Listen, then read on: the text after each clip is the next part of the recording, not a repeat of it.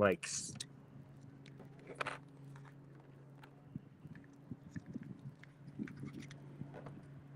I just used this like a month ago. And it worked fine? Yeah. Because it's. I mean, look at this. I'm not even seeing it. Like, I've got this cranked, and I'm not even seeing it peak. Because it's on though, right? How about we old school this?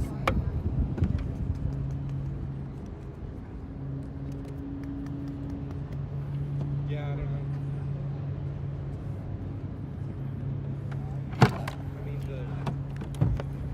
this call to action came from the indigenous people, right? I would think to say one of the solidarity with Palestine, but yeah, it could be wrong. But that would be what I think. Check, testing, check 1, 2.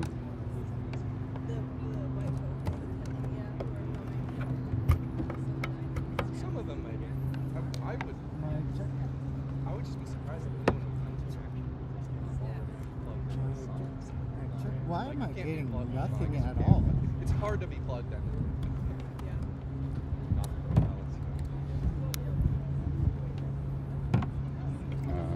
Mic check. Mic check. I don't think that What's used to be the what's case. Black I May don't like? really know. I wasn't organized. But it seems like now, like, that paralyzed a little bit. Where it was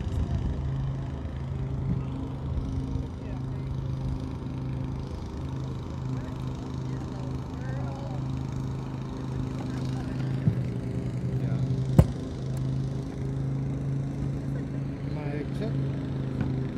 Mic check.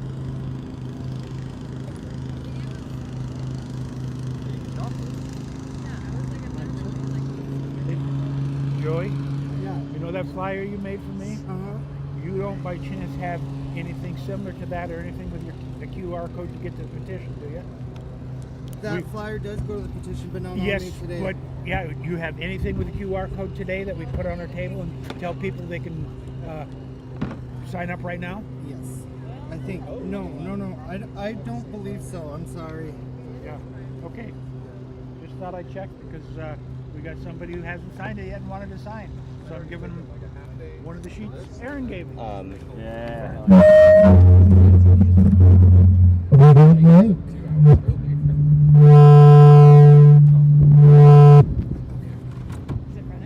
No. Yeah.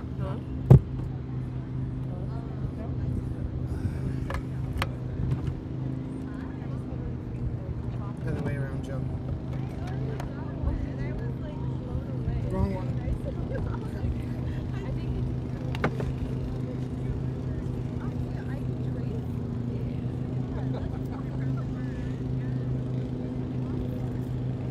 I might have an adapter for this if that would be better. What's that? I might have an adapter for this if that would be better. So I have this one, but I don't know. Do you have something you could just play quick on your? Are you going? Oh, you're live. You're actually like live right now. I guess so. Never mind. Did you take my mic? Squash! Check the mic.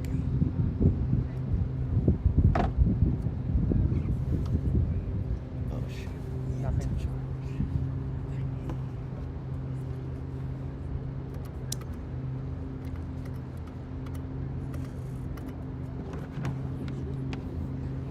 Why? Why? Fudge. Do we have an accord?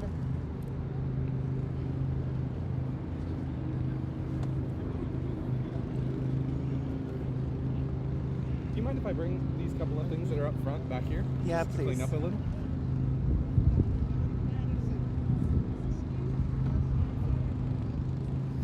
Even this is not running?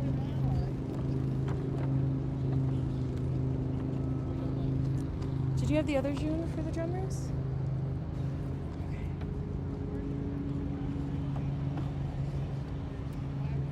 Why?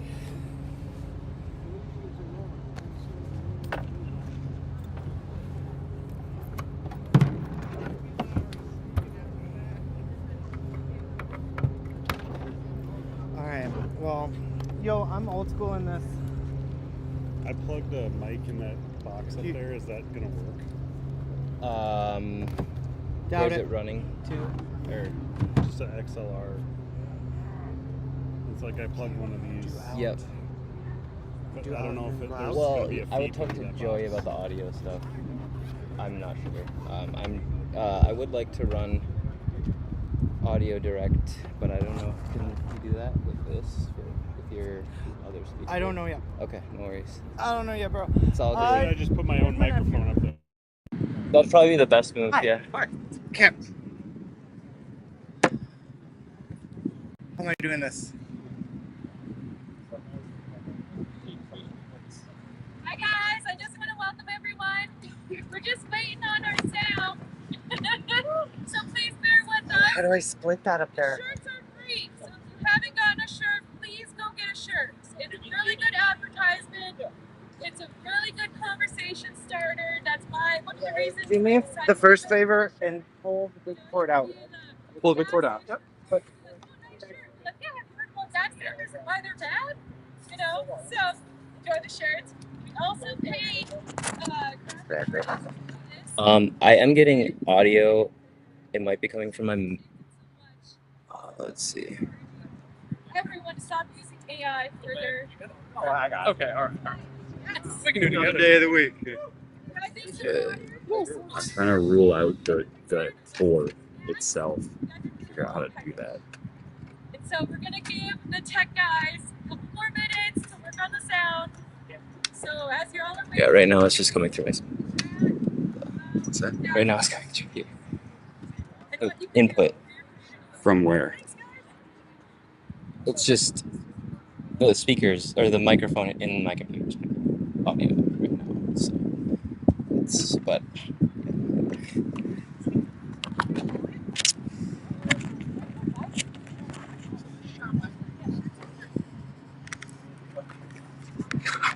I might be able to. It's right there. I found it. I know, somebody's like, what does this even mean? I was like, scope. It's a scope thing. Yeah, where do those signs? Oh, it's an important time for them. Pulling them back out. Yeah, we're that.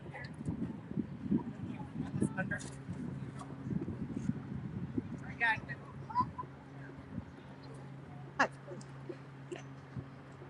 That's the one I need. Where are we going to be going? Because it's a little short. Right there. Right here? Cam.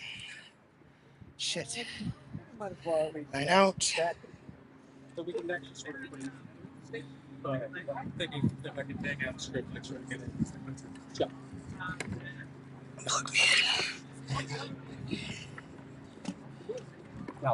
That's the one I need down there, though.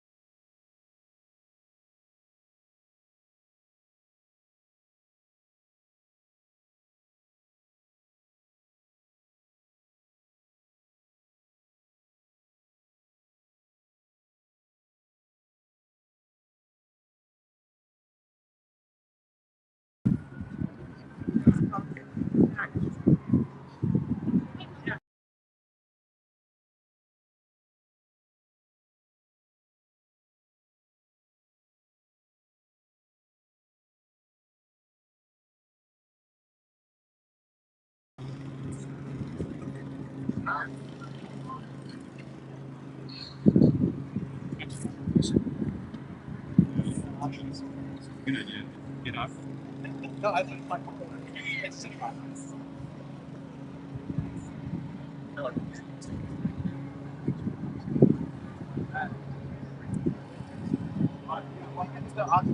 other bag. I thought I had one.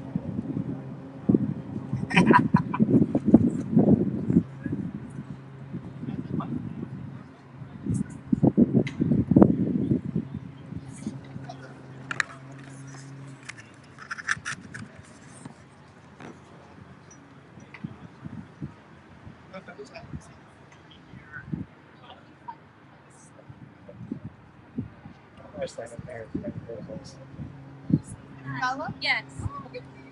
Are you Leanna?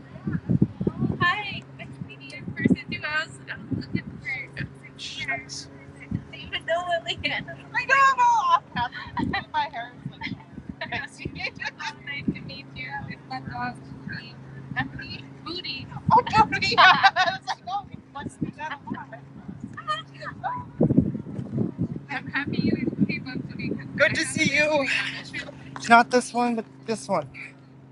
Yes. Yeah.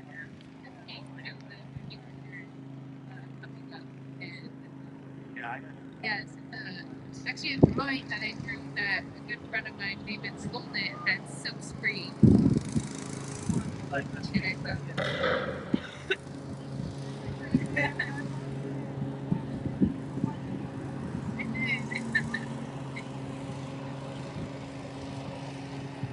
Yeah.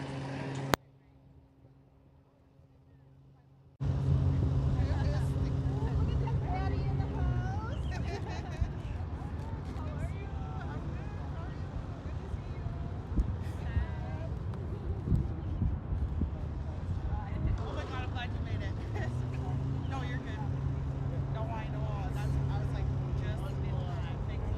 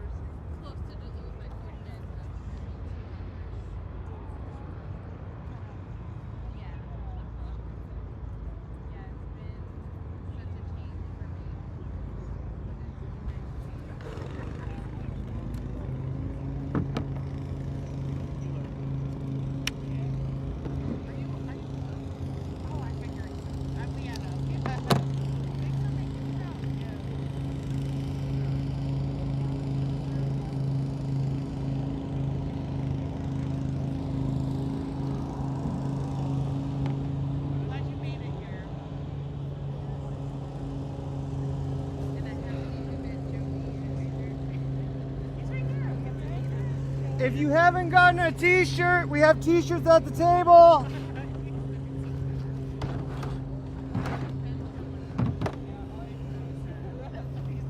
No. Shit. I am so brain farting right now. I hear ya. Screw this. What are you then?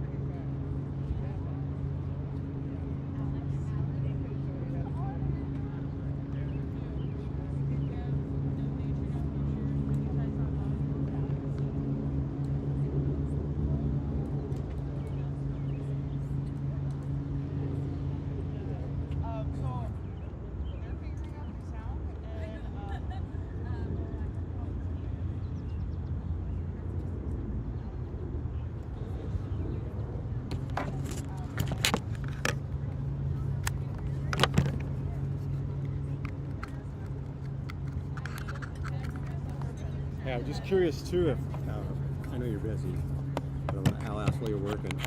Do you guys have a spot where media can plug into the mult box? For the audio, well, we're having issues with the audio, so it might be smartest so if you have I'll a just mic. leave you alone. Right? Yeah. Okay. Hopefully you get it fixed. We can always put mics on top of that. Yeah, that would probably be the best move. Yeah. That's the workaround. I don't have my right one. You're my right one. You're running out of options.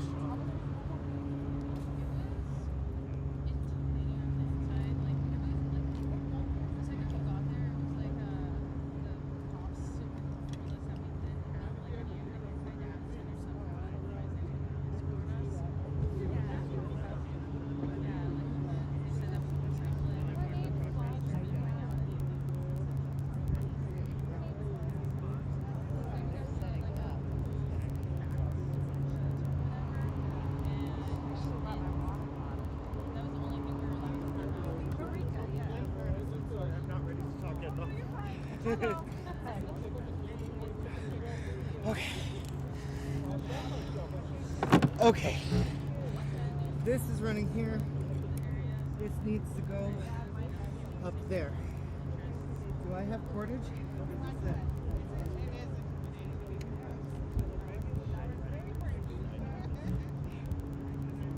Was there a lot of Up and behind.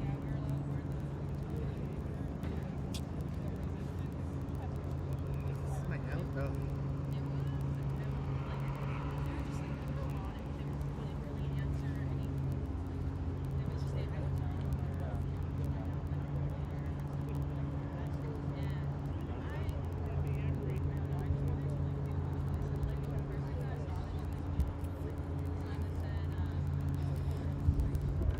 Here's the mic. Not ready? Can I just hold on to it?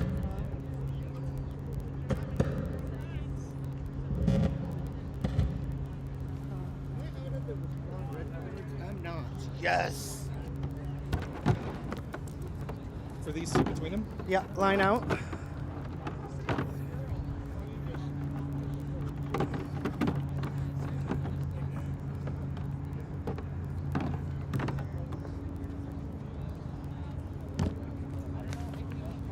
Is that all I got? Anything else you want? I think we're a little short on. They're suggesting we not blast the speakers at each other, that it's going to cause a feedback? Yeah. Should be facing backwards. Oh, okay. So we'll turn them around. Thank Behind. you. Sorry. No problem. You're doing amazing. It's a Black Hawk. I need another adapter, bro. What type Am of I adapter? Did I tap all my adapters? I think I did. What type? To like 1/8 inch or? No. To this guy. Okay, shit. I have the one that's smaller. I need that to turn into this. So we really just need an extension. That's in the out. Does he have a female to female? Like this? No. Or female Yes. to male? Yeah, Either you of those would did. probably be the easiest. I'm gonna grab my audio bag and see if I have. Thank you, River.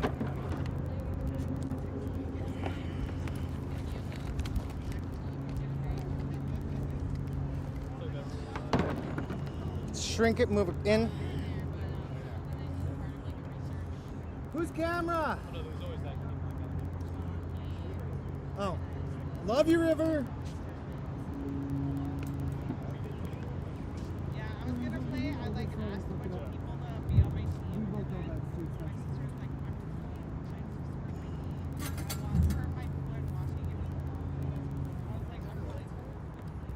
You gonna beat I found this it. with that move?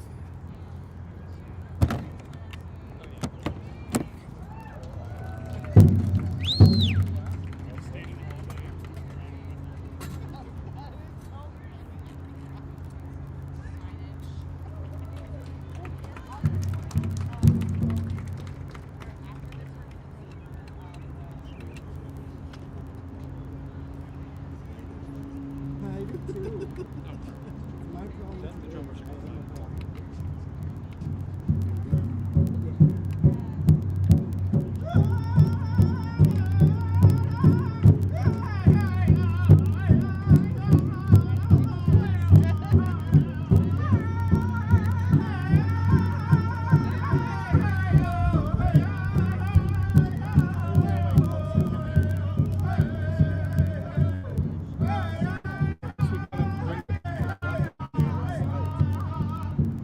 It confines the walkway.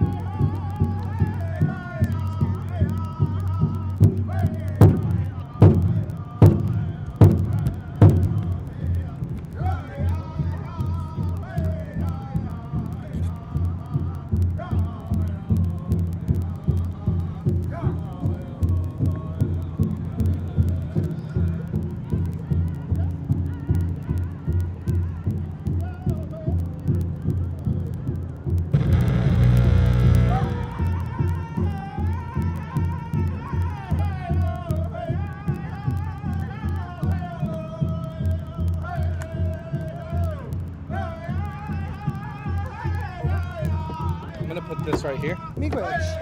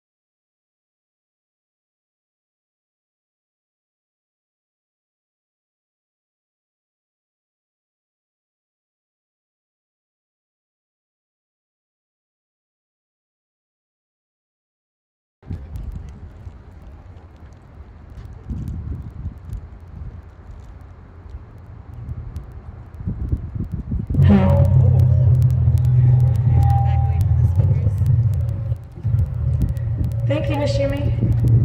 Okay. You guys go ahead if you're ready.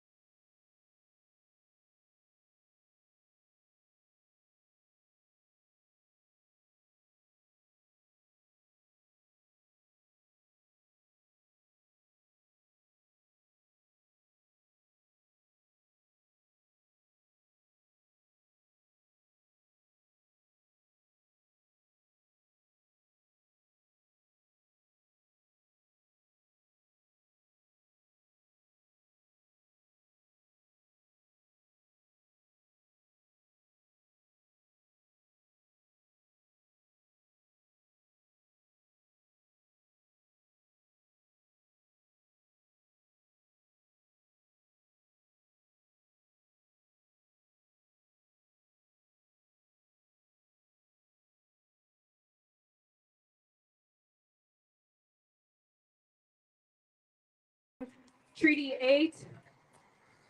I'm the CEO and one of the co-founders of the Indigenous Protector Movement. We're based here in the Twin Cities in South Minneapolis. Sorry. I'm also second generation American Indian movement. I live here in South Minneapolis. I'm a mother, I'm an auntie, sister, and honestly, I'm just a community member that's fed up. That's right. Yeah. I'm fed up with this government. That's right. And I know that a lot of people across what we know as the United States government, the United States of America, is just now waking up to a reality that we, as Indigenous people, as Native people, have known since the beginning of colonization. We are not new to fighting the federal government. We are not new to fighting authoritarian regimes. We are not new to organizing in our communities to do the right thing, to protect our children, to protect our families, to protect our communities, and to protect the earth. AI data centers are relatively a new thing, but they are not new in the way that this government and that Western capitalism works. That's right. AI data centers not only threaten the earth, threaten the water, threaten the air, threaten the soil, our relatives. They threaten our way of life. Because don't be fooled. These systems, these AI data systems, are a tool used by this administration, by colonial governments, to control individuals, to control our information, to control our lives, to control surveillance That's right. on the people, That's right. and what we do every day just to be a good relative. That's right. And so as Indigenous people, as Native people, we're not alone in this fight. Because what I see not only in Minnesota, but across the country, is regardless of culture or background, nobody wants an AI data center next to their home, next to their community, and not only not in their backyard, but not at all. That's right. And so this is really an issue that all people can get behind. And let Indigenous people take the lead. Let Native people take the lead. We've been doing this for generations. We know how this works. We know how to start things. We know how to do our ceremonies, our prayers. We know how to do the offerings to the land. And we know how to meet our prayers halfway with action.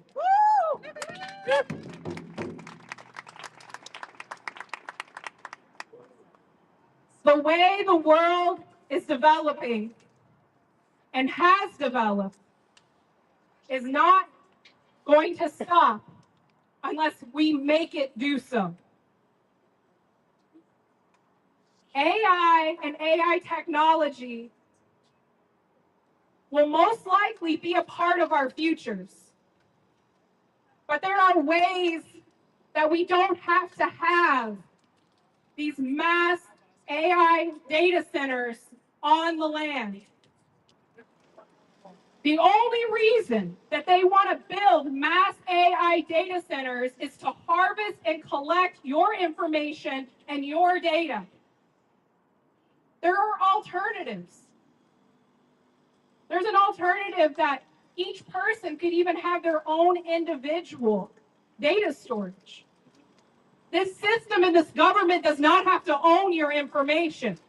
They are not entitled to everything that you do and that you say and that you write and that you look at.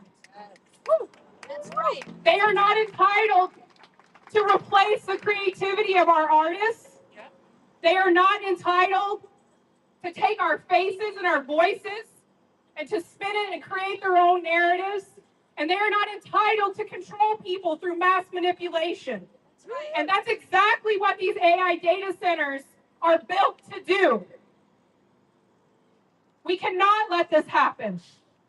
Right now, around the Twin Cities Metro, there's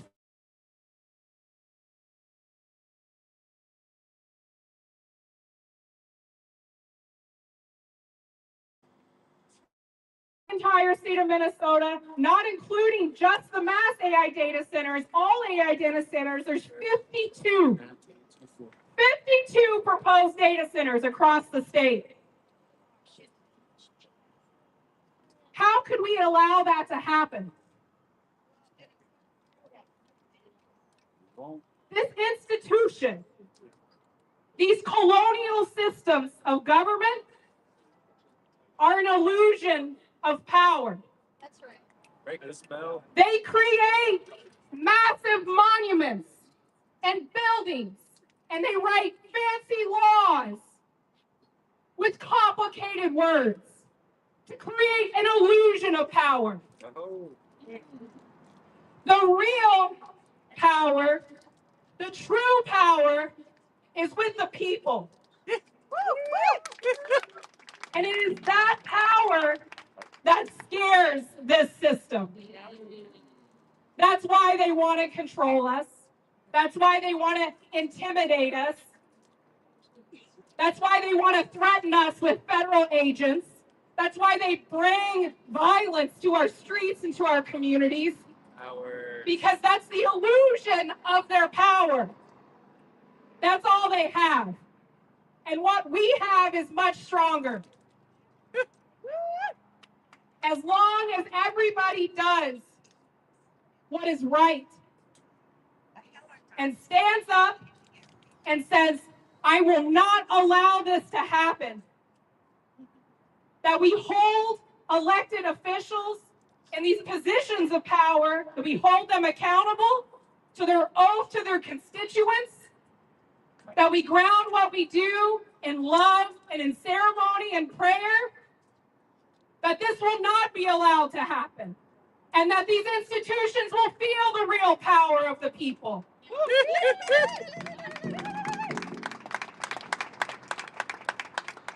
We have a right to our information. We have a right to our privacy. We have a right to our ways of life. We have a right to drink clean water. We have a right to breathe clean air. We have a right to be able to harvest wild rice in the Boundary Waters until the end of time. And we have the right that even though on days it seems hard, on days that it seems impossible, that we have the right to stand up and do the right thing. So I want to thank Makwa for inviting us out, for being able to co-host this event today. Everybody, go back to your communities. You don't have to go to Washington, D.C. The most powerful organizing happens right at home. Have conversations with your friends. Have conversations with your relatives. Go and talk to your city councils. Talk to your local reps. Because that is how we build what is called democratic power. It starts from the ground up, not from the top down.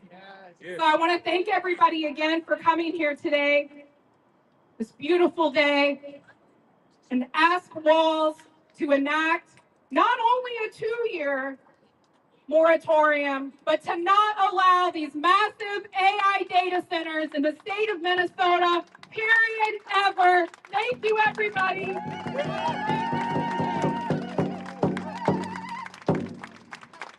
Oh my gosh, that's powerful. Just listening to her gives me more energy to show up and battle these data centers. So I really hope that you were listening to Rachel. She said some very powerful, important things. I think Joey Peltier, everyone, with Makwa. He's the one who organized all this. Are we good? Almost. The next speaker we're going to bring up is Isabella Lopez, Indigenous Protectors Movement. When I saw her show up for her community, I was shaking. I was crying. I was 5 hours away, and I was ready to jump in the car and do what needed to be done to support our leaders. And I'm so grateful that she is here with us today. And I really hope you also listen to her words, because she's been there. She knows how.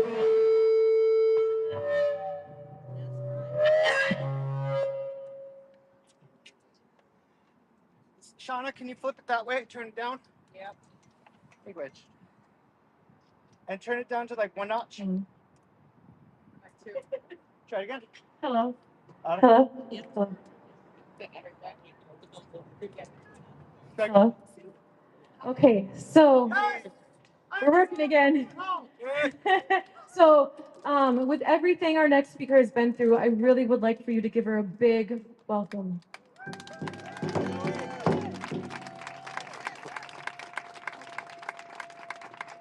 Hello? Okay, I know I'm short, but I have to read this.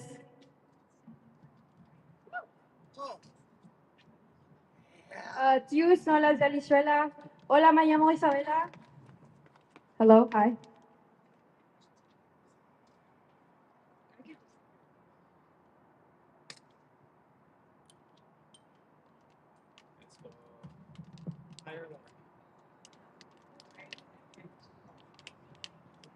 I just want to give a big round of applause and a lot of love to Rachel and also just all of my northern relatives here in Minnesota.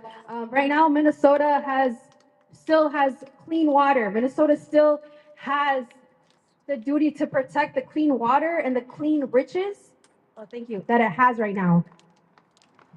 Whether or not this world has realized it, we have already been building a new world.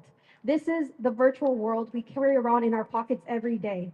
This digital world also requires so much space from us to hold not just mentally, but physically as well.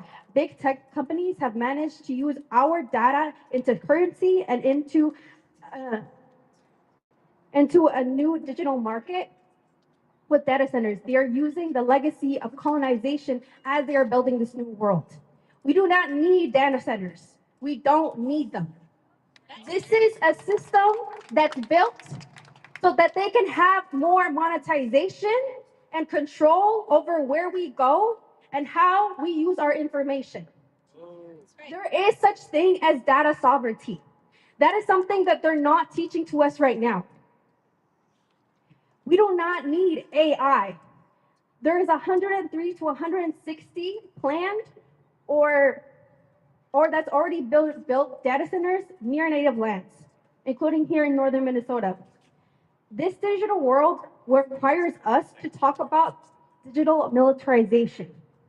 Digital militarization allows them to have control and access to wherever we are. When June 3rd went down, after that, they were able to find where I was, how I went home that day, all because of the cameras that FBI agents had on themselves, but also from the cameras that they have instilled all over the city. And with those same cameras, they can have access to where you are at any time. That is a lack of security and a lack of sovereignty on the person itself. And with right now, in my case, I can't show people what the evidence, but what I can say was through the evidence I saw, they were able to dig up anything and everything about me because they were able to find my license plate. With my license plate alone. I'm not saying all this to scare everybody, but we all have a duty and we all have the responsibility to say, you don't have access to my information. They don't need access to your information. And that's why for the next generation, we have to demand a just transition. Minnesota has the responsibility to be on that just transition. We have 4 years left before environmental catastrophe, and data centers will only speed this up. This digital world that is currently being built is being designed to be more reliant on the fossil fuel industry. In North America alone, in 2025, data centers use up 1 trillion liters of water. And data centers consume 6% of electricity used in the US. And it's on the way to double. In our lifetime, we are going to see data centers surpass the fossil fuel industry to be the #1 contributor to the climate crisis. No matter who you are or where you come from, you have the duty to demand a just transition from your government. You have the duty to know the environment and the impact that this government and all these other entities, these big tech entities, are going to have on us. I know at the end of the day, it feels like we don't have a lot of power, but we actually do. It's literally in our hands. That's right. It's literally in our hands. Right. And that's why it's more than ever, we can't show them that they have the power. At the end of the day, we do have the power. So thank you all so much. Gracias por la team.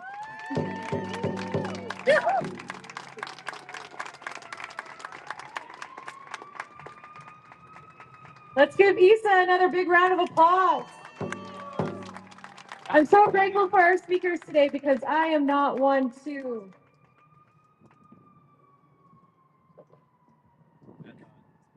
Thank you. Thank you very much. I'm not one to be a speaker, so I'm really grateful that we have some really powerful speakers. You know, I'm scared. I'm really scared for our future and our communities. And I'm really grateful to hear these powerful voices because really, this is the way that every single person in the world should be sounding right now about data centers. And so I'm excited to bring up another really powerful speaker, Leanna Goose with the Rise and Repair Alliance. She's really doing the work behind the scenes, meeting with our legislators. She's the one who wrote this petition for us today. And quite actually, she is one of the reasons we're here today. So let's give her a big round of applause.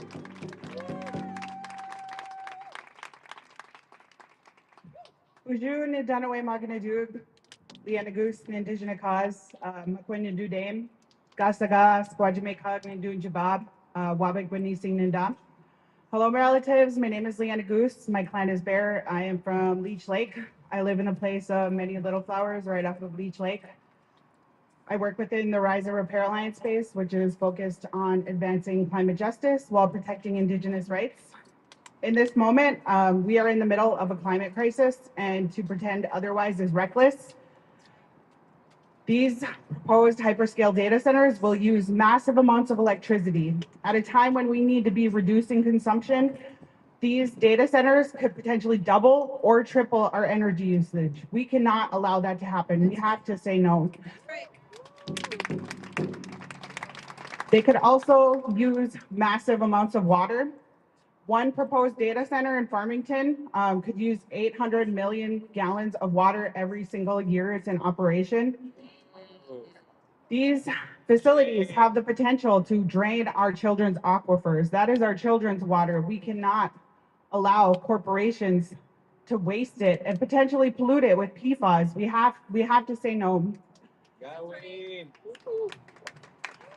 I also just want to note as well, these facilities, they will require massive amounts of metals. Right now, here in Minnesota, we're seeing the impacts of mining on the wild rice. And we're also seeing proposed sulfide mining up in the boundary waters, in the Mississippi River watershed, by Lake Superior. Shame. Yeah. And this will impact treaty rights and the rights of all Minnesotans to clean water. These facilities, they will require massive amounts of metal for the so-called clean energy that they want to build. And once again, you know, we have to stand together and we have to say no. I'm from Leech Lake, and I just want to talk a little bit about what my tribe experienced. So a few years back, there was a huge lumber mill proposed right near our reservation that would have took the majority of the trees from our treaty territory. And our people, we stood up and we stood against that. The Minnesota legislature had invested millions of dollars into that. And our people, we were on the ground, we were having community events and educating one another. We were going door to door and getting signatures for a petition that we carried to the Capitol. We had our tribe fighting it in the courts. And through all of that, we were able to stop that bad. Yeah. And I see these communities across Minnesota doing the same thing. And I just want to encourage you, keep doing it, keep it up, hold it off, hold off that bad. And eventually they will go away once they see how we do not want these facilities. We have to say no for our children's future. We have to say no for the water. We do not need artificial intelligence. These facilities will mainly be built to power artificial intelligence, which is not something that we need. Artificial intelligence is already being used nefariously by our government.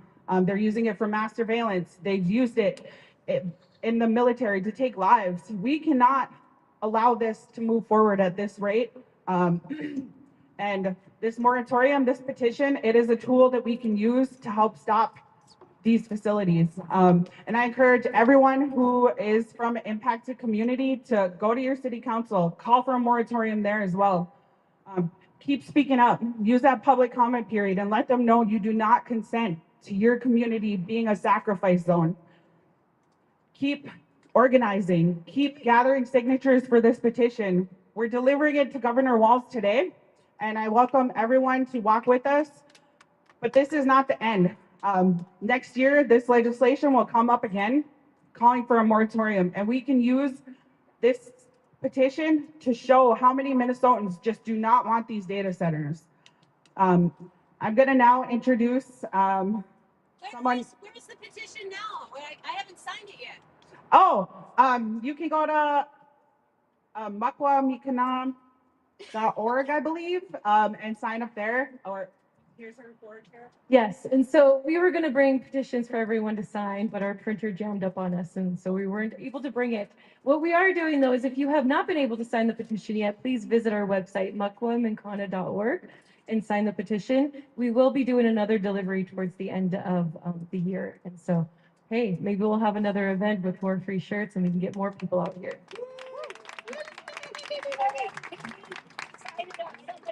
I don't have a phone with me. I mean, I could sign if you guys. I got you. I'll come sit by you after.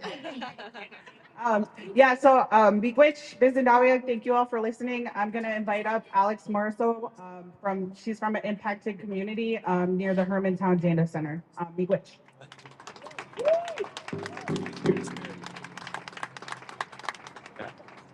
You can tell the lady you are after the road or each of that face for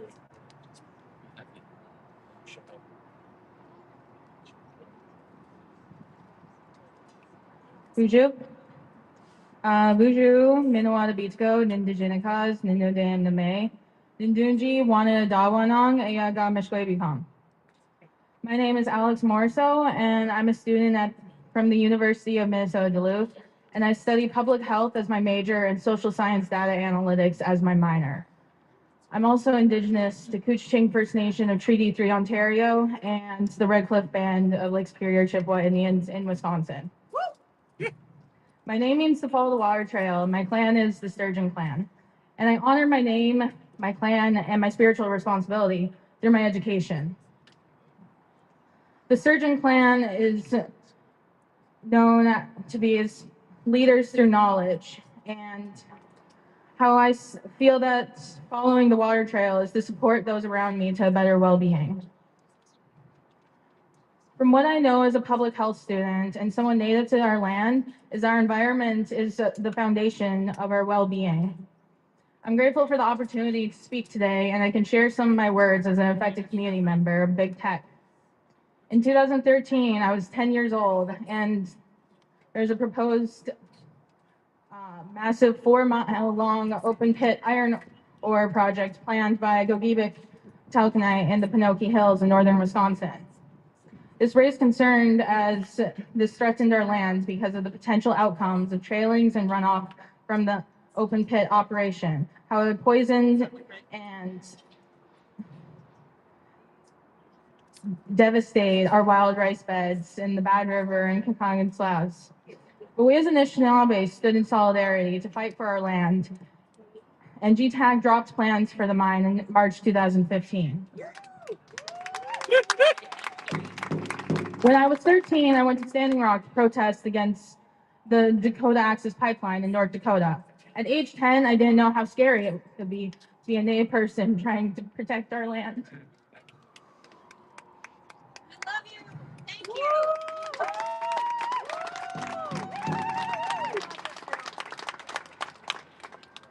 I seen my people with bruises from rubber bullets and hypothermia from water cannons sprayed by law enforcement in the fall of 2016. And it's hard to see people that look like you fighting for the same things, wanting the same things. The battle against oil companies has been rooted in our history with economic development since the beginning of colonization. Line 5 is a 645-mile pipeline that transports 540,000 barrels of crude oil and natural gas liquids from Superior, Wisconsin to Sarnia, Ontario. This pipeline threatened our land by its high risk of a potential oil spill, which could devastate the Bad River watershed and spill into the Great Lakes. Today, we are addressing a new battle, the threat of big tech in Minnesota. Hyperscale data center development in Minnesota concerns us as Minnesota residents as the massive water usage, high noise levels, and the staggering electricity demands. As an Anishinaabe person facing threats of harmful infrastructure to our communities, I'm angered. That's right. Yeah. It's happened before. This angers me because the indescribable disrespect to the land, the water, and the lack of consideration to any sustainable health outcome to Minnesota communities. However, I'm motivated to share and fight for our land and water because of my Indigenous teachings that guide me. And I want to know why our land has the best fish and beautiful land, because we know how to take care of it. Because we value the relationship with the land, and we see the land and water as living spirits, and we nurture our health it nurtures our health and well-being as two-legged beings. Water is our first medicine. Water is what I've been fighting for my whole life. Water is what has sustained us since the beginning of time. It sustains us by us drinking it, us fishing from it, or harvesting wild rice from it. In the 7-generation teachings, one that I pray to be mirrored in the systems of the future is that we learn from the past 7 generations, but we also consider the 7 generations to come. Chimigoch to the organizers for letting me share my story as an affected community member.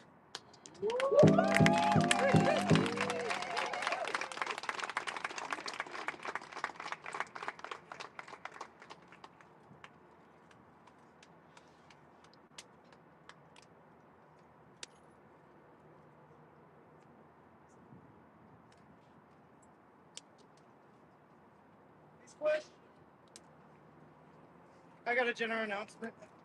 Okay, we'll have Joy Pelt here with a general announcement, but with our last speaker, it really hits us deep.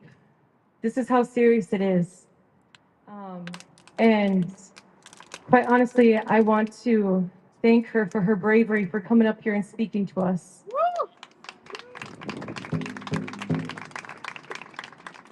We're missing a hard drive. If any of the camera folks have a hard drive, it's yay big, has a little loop on the side. Bring it to River at the end. He's over there. Our next speaker is going to be Mark Tilson from the Indigenous Environmental Network. And he is a true warrior, just like all of our speakers are. So I'm really excited to hear what he has to say for us, because I could listen to him all day long. So let's pay attention and see what we can absorb so we can share that good information with our relatives.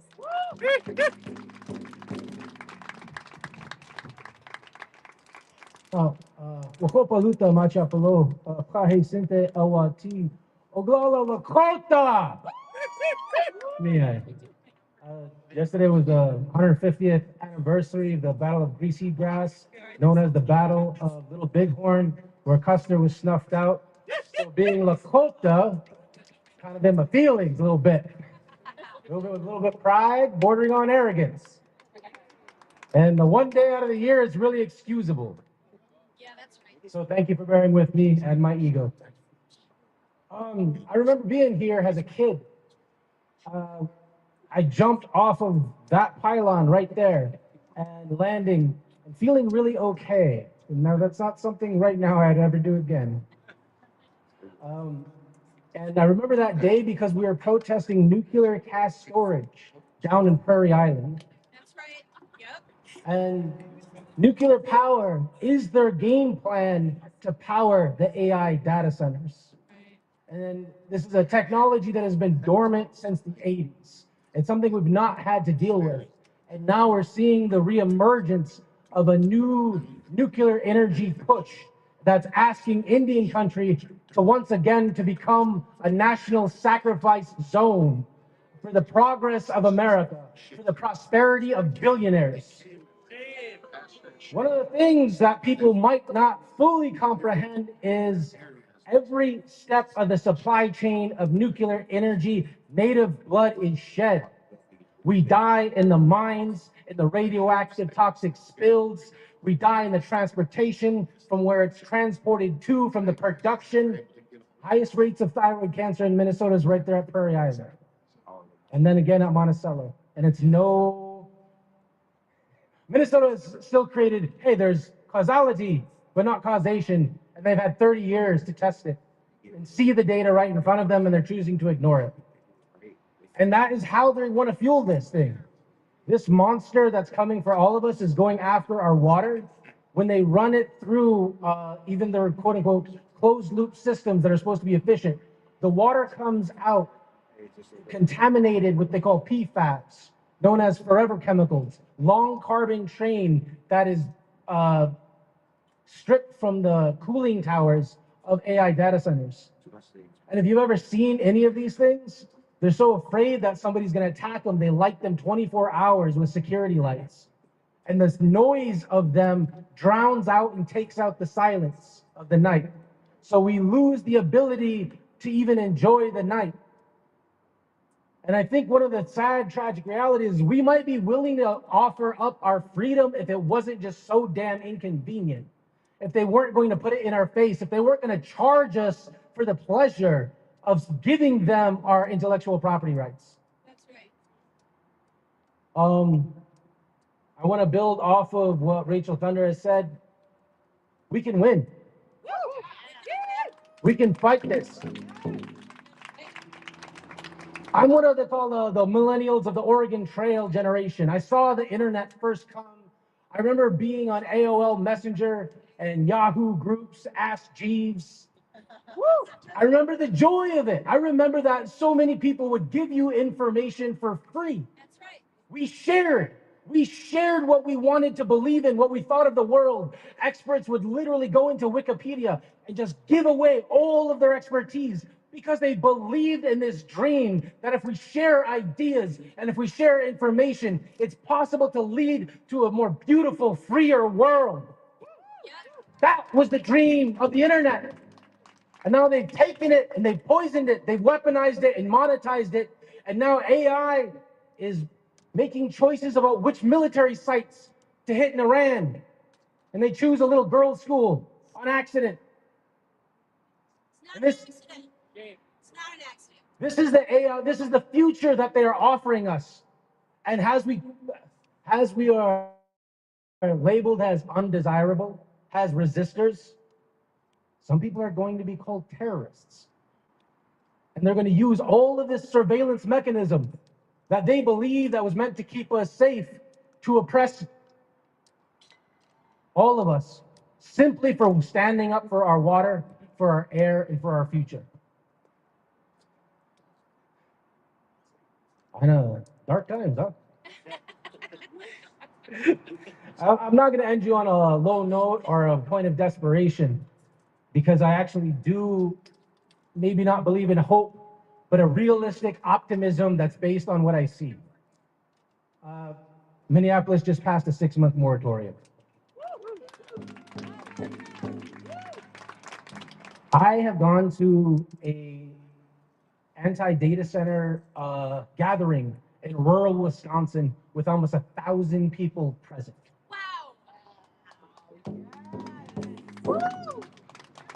The crowd was Republicans, Democrats, union guys, a bunch of folks with green hair and metal in their face visiting back home from Madison.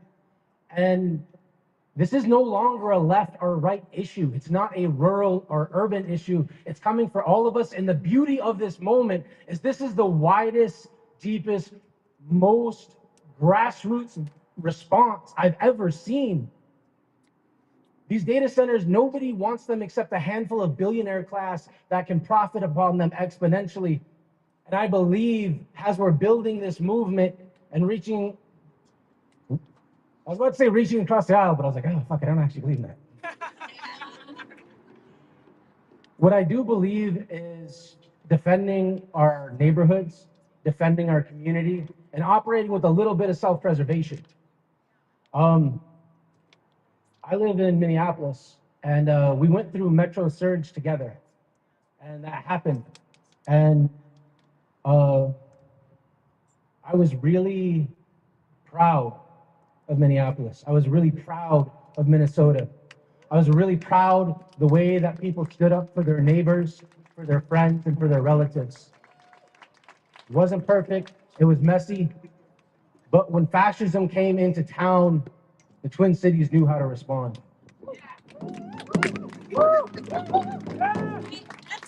I think based off of that energy, that level, and also even the same folks and the same coordination that we had there, we can lead together and shut down these coming data centers. Thank you.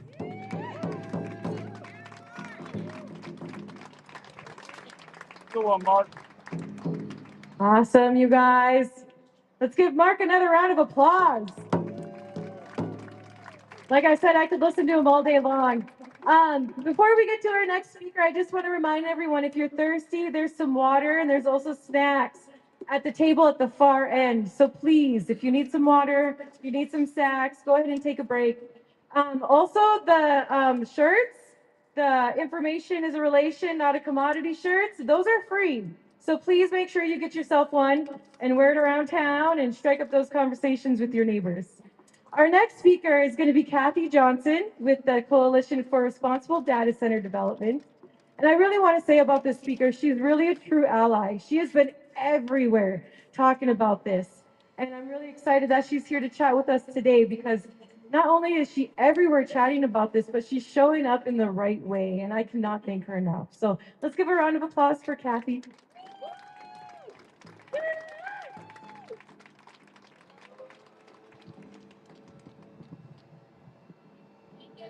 Thank you. Thank you very much. Can you hear me? Barely. I'm Kathy Johnson from Farmington, Minnesota.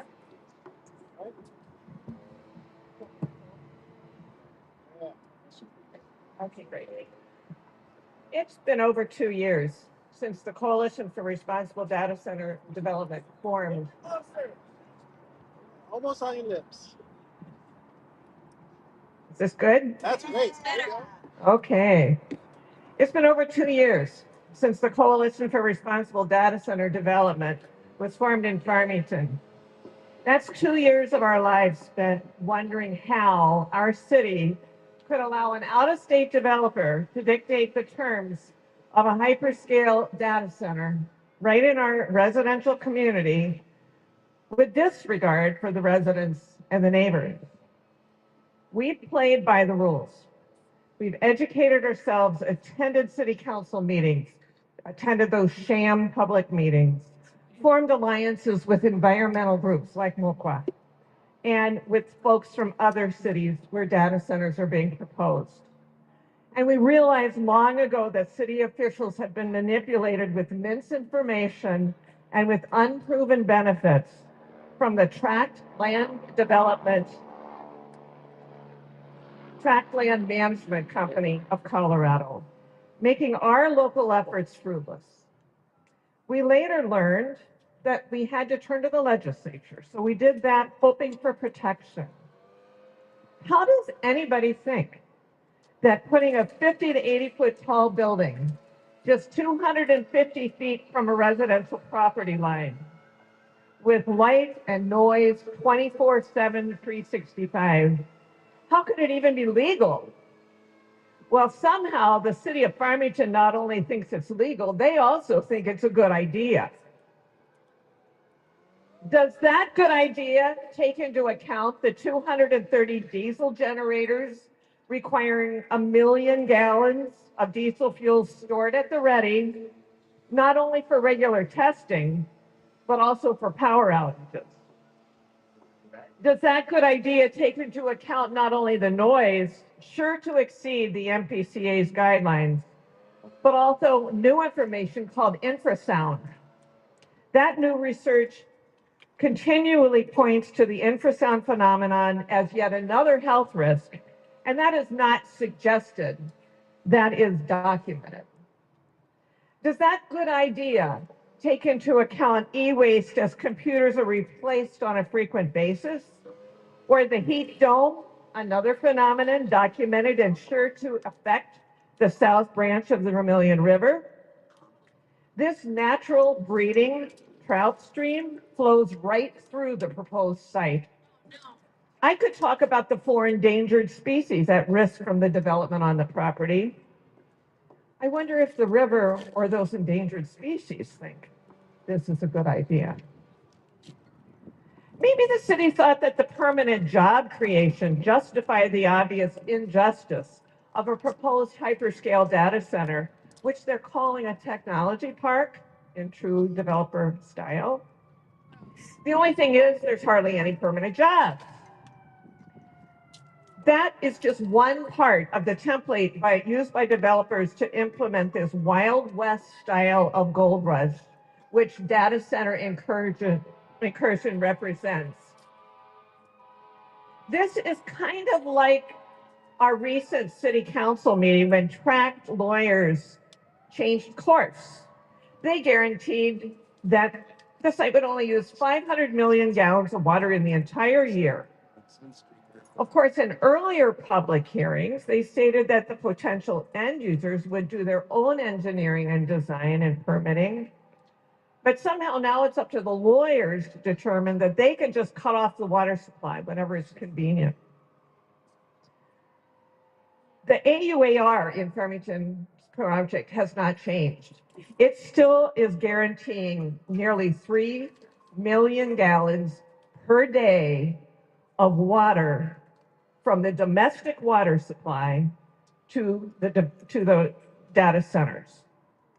This sounds to me kind of like that old Who's on First skit. Who knows? So the implication here is a closed loop system. That term closed loop is a trade term which implies a hermetically sealed system, and that is not true. There are multiple times and situations where water is removed from a closed loop system, but now it's mixed with chemicals that are so highly concentrated, some of them so water soluble, that they may not be able to be removed even in a treatment plant. Exchanging one bad idea for another is not a good idea. I hope that none of that water should find its way to the protected, pristine Vermilion River. But there is one thing for sure. The developers recognize a good idea when they see one, and that is the uncapped 35-year tax abatement, which puts Minnesota's tax dollars right into the pockets of billionaires representing the richest corporations in the history of mankind. After 2 years of watching the legislature debate the protections for citizens of Minnesota, I have really been disappointed that the only Only the tax that's charged on the electricity used seems any kind of a meaningful protection. The water protections are a suggestion that end users use the most efficient technologies regarding water use. I think that's akin to suggesting that drivers follow the speed limit. And contribution to help low-income folks with weatherization, while commendable, does not equate with the level of wealth which end users will generate in our state, generated from our resources. Current state law amounts to, in the words of Peter Regenius of the Sierra Club, a big win for billionaires. Now, does that seem like a good idea? No. Despite the coalition's lawsuits and other lawsuits being conducted by MCA, developers and end users are proceeding full speed ahead to get permitting accomplished and shovels in the ground before the public and the elected officials really understand what's at risk with the influx of over 20 hyperscale projects around the state, all accomplished behind NDAs with the public and the blind. So now let's go back to what is a good idea. Is it a good idea to rush to judgment on something so consequential as the massive influx of hyperscale data centers without answering for the many well-documented projects that come along with them? Is it a good idea to allow developers and billionaire end users to be the ones determining land use in our state? Is it a good idea to risk the health of the people in our state from noise, light, and air pollution? Is it a good idea to rush to judgment without looking at the cost-benefit analysis on tax abatement law? That tax abatement cost is rising as I'm standing here right now. Imagine what it will be after the first hyperscaler in Rosemont comes online next year. I think what is a good idea is a 2-year moratorium on hyperscale data centers. And to the construction workers that might be listening, that doesn't mean a permanent ban, but it means pause and look holistically at what many people in the court of public opinion are now recognizing is that data centers may not be such a good idea, certainly not under current law. Let Minnesotans be the one to establish the rules by which billionaire developers and end users come to our state and use our resources, put our citizens' health at risk, and all for the benefit of private enterprise, which is money in their pockets. It is a good idea to slow down and put Minnesotans first. 2-year moratorium now. That's right. Thank you.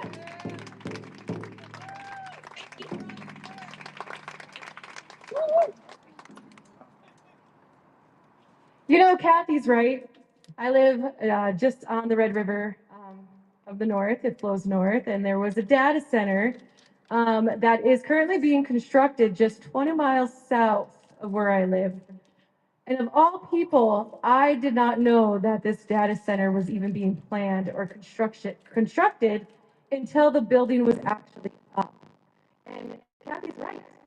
Our citizens, our town workers, our county workers are having to sign NDAs for these projects. Is that right? No, that is not right. And if they're non-disclosure agreements, which means that they have to not say anything about the plans being brought up, which means that they are hiding the fact that they're building these data centers in our backyards.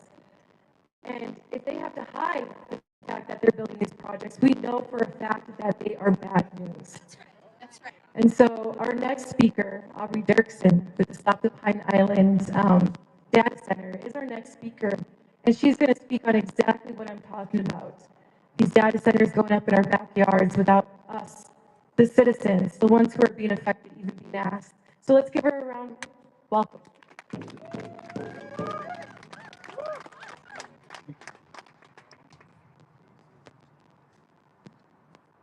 I wanted to print my speech, but the printer wouldn't work. I blame Google.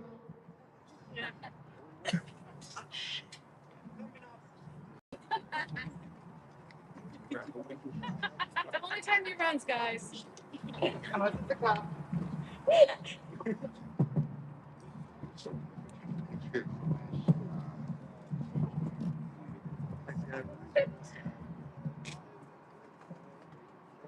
That's okay.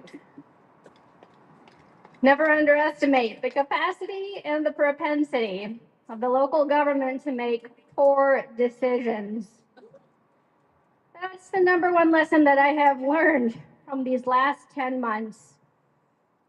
It's also how I started my speech at City Council this month. Wearing this shirt, you can't see it, it says I identify as a problem. At the City Council meeting, they had also on the agenda had a restriction to limit public input during council meetings. And just like all the prior data center approvals, it was unanimously approved, despite First Amendment violations and a clear attempt at silencing comments about the data center on the grounds that it had already had public hearings, even though we've continued to learn new information about this project through news articles after all the project approvals and public hearings are well over. Information that should have actually been on the table from the get-go and was conveniently left out. The unwavering dunderheadedness that cannot, for the life of them, grasp how punitive decisions and continued dismissal of their residents will not, in fact, make things better is the hallmark of Pine Island and other frontline communities' city councils. But when local government fails, it's the residents that bear the brunt of the impact. That impact is what is continuously not being listened to, and why we are getting louder and harder to ignore. The impact is being in your 50s, making a promise to your own child that this is the last move. You were moved over 35 times, and you hated feeling like you never had a home. You can't bear to have your own child know that feeling. After 8 years of finally feeling home, setting up a business on Main Street even, that sense of home, of safety is ripped out from under you. The impact is living in the same town for over 60 years, putting in significant financial investment.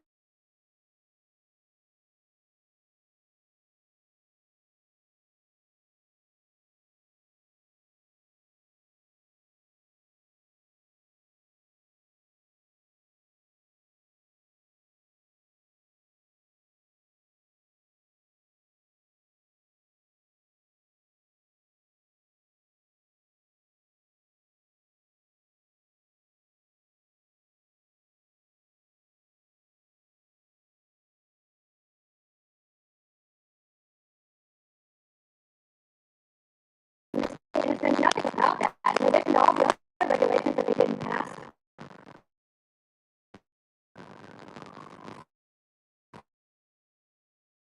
The impact is the months of sleep as a resident activist, the teenager in my house balancing feeling proud of their mother, and also feeling like, why do they have to give a sacrifice? Why can't they just have their mom back?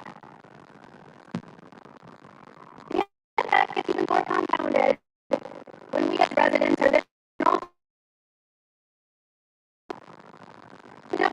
water sets that once were clean but are now contaminated, wells that once we could drink from but are now dry, PFAS contamination that results in the lives of our classmates taken from us during high school. Too young. We only have one Earth. There has been a collective shift and an uprising occurring saying that we're tired of dying so that others can profit. There is another way. I keep hearing from local government officials talking about how they want to just facts. Let's leave out all the emotion. But I've got news for you. You can't take the emotion out of this decision.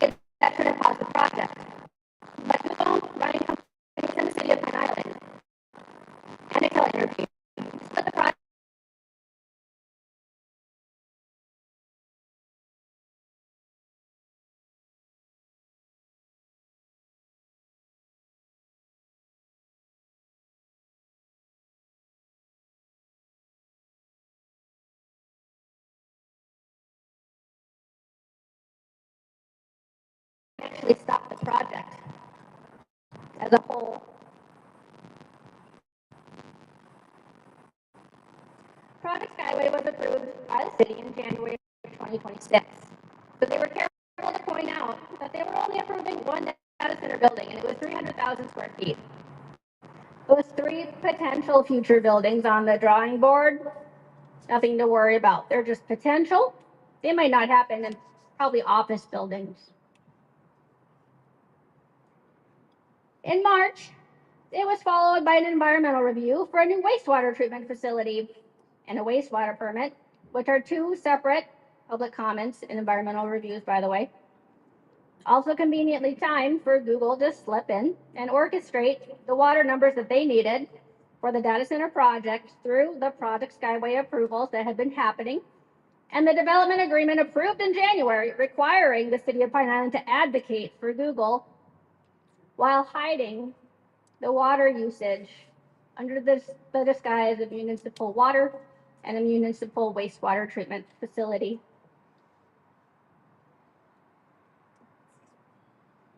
Then came the PUC dockets for two massive 765 transmission lines that go for the Badger and Power on Midwest that also had 345 kV lines, all connecting now to Pine Island substation. Then came the PUC dockets on those three potential future buildings that they told us not to worry about. They were actually three more Google data centers. And that docket also contained the electric service agreement, the rate that Google will pay for Excel, but that's all trade secret, along with the energy usage of those additional three data centers. It also contained the backup generators of those data centers and the world's largest battery that we learned about through the news articles. And if you haven't yet looked at that, if you look at that list of who received notices on that docket, you're going to see Polymet Mining listed. So if you have yet to make that connection between the boundary waters and data centers, you have to look no further than the docket 26170. Now, why would Pine Island's docket in southeastern Minnesota have Polymet Mining, which is in the boundary waters, listed on it?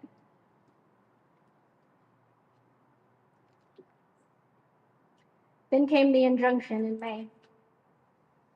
It paused that one 300 square foot data center building approved back in January. But everything else keeps going. You following that? Right. Then came the PUC docket for the Project Skyway substations and the transmission lines, an entire docket just for the data center. They need to double the size of Pine Island's existing substation and add another short 345 kilovolt transmission line with 4 smaller substations, because each of those 4 data center buildings needs its own individual substation. And I had to get Google's attorney to go on the record at the PUC open house on June 15th to actually admit that there are 4 data center buildings for phase 1 of Project Skyway, because everyone was still insisting that there was only one data center building of 300,000 square feet. But there's 4. And all of this project is taking place on prime crop farmland, which is state protected, and it's going to permanently remove it from the equation, but the state isn't doing anything. And they now announced the Mankato to Mississippi 345 kilovolt transmission line, also connecting at Pine Island substation, just this week. So for those of you that are counting, that's now 7 environmental reviews and PUC dockets, all connected to Pine Island's data center, that all have permanent, life-altering impacts, like contaminating the potential drinking water source, the Zumbro River of Rochester, the state's 3rd largest city. They all require public commenting, and they're all happening in the same 90 to 120 day window. Each of them has hundreds, if not over 1,000 pages. And who do you think it is that is right there trying to figure them all out, to prevent the harm from happening.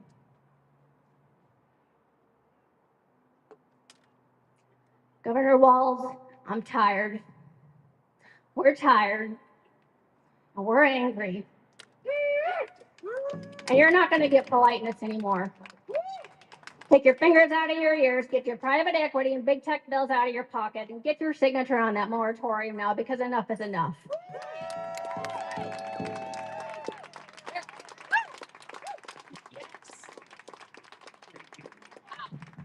Let's give Aubrey another round of applause. She is really the truth to how corrupt these corporations are, how we do not need to be having these data centers come through. She's also proof of how we need to keep standing up and we need to keep holding our leaders, our politicians, sounds like the Public Utilities Commission, accountable for what they're allowing to happen in our communities. Our next speaker is Rebecca from the Hermantown Data Center. She is also going to speak on how corrupt these corporations are and exactly what's going on in her backyard and what we have to look forward to. Good afternoon.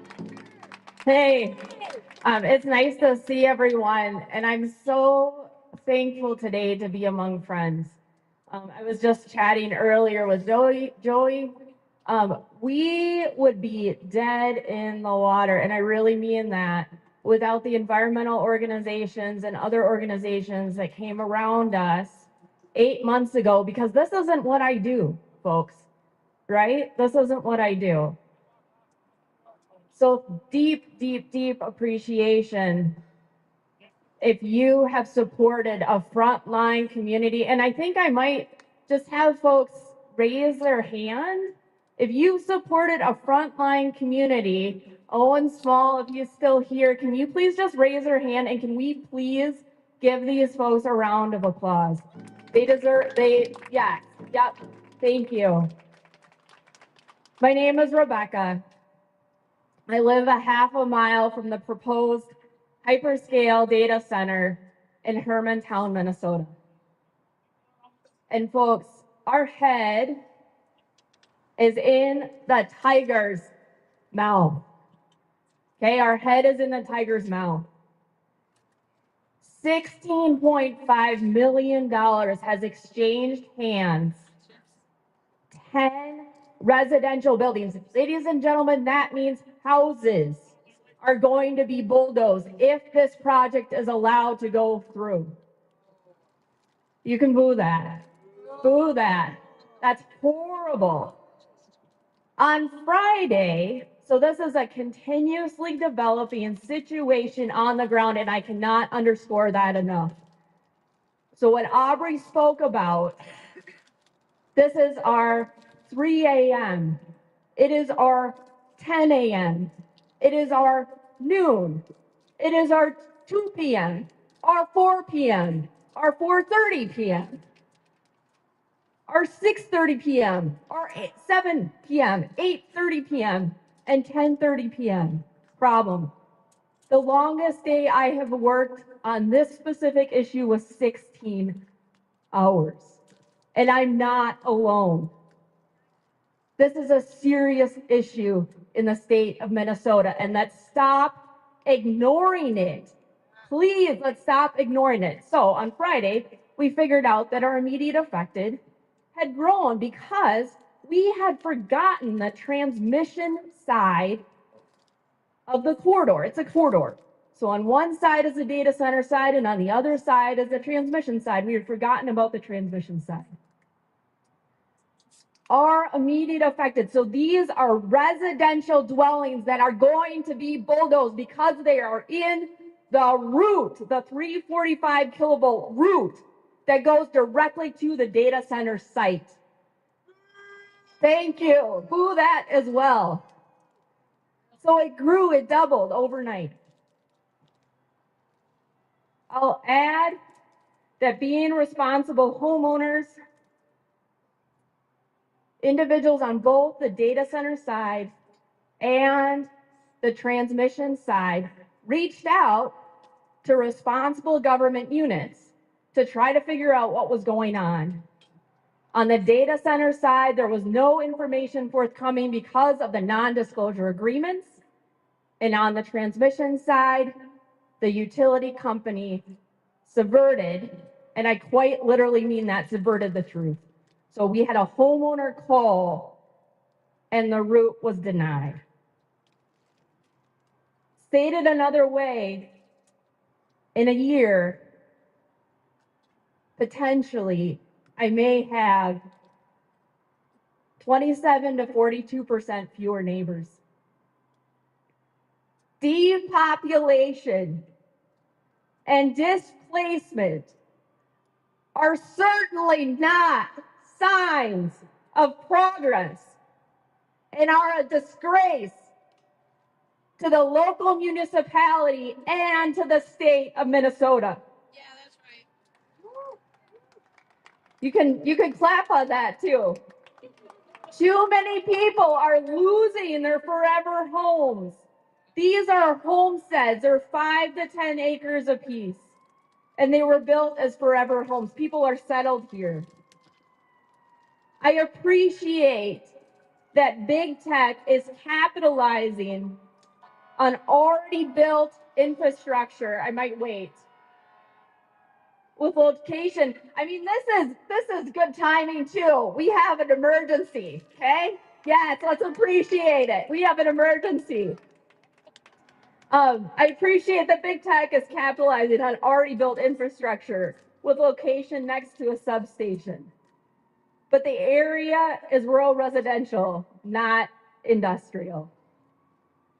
To our friends in the trades, and for certain this is very much an issue, our city council meetings look like Christmas. There are the green shirts for the trades, and there are the red shirts that are the individuals that are against the data center. To our friends in the trades, neighbors, don't bulldoze neighbors' homes. They don't. They do not bulldoze neighbors' homes. Don't take the blood money. Don't buy the rhetoric. Let's talk about water. The proposed site is 6 miles from Lake Superior. It's an 1854 ceded land. I can drive to the bluff overlooking the lake in 10 minutes.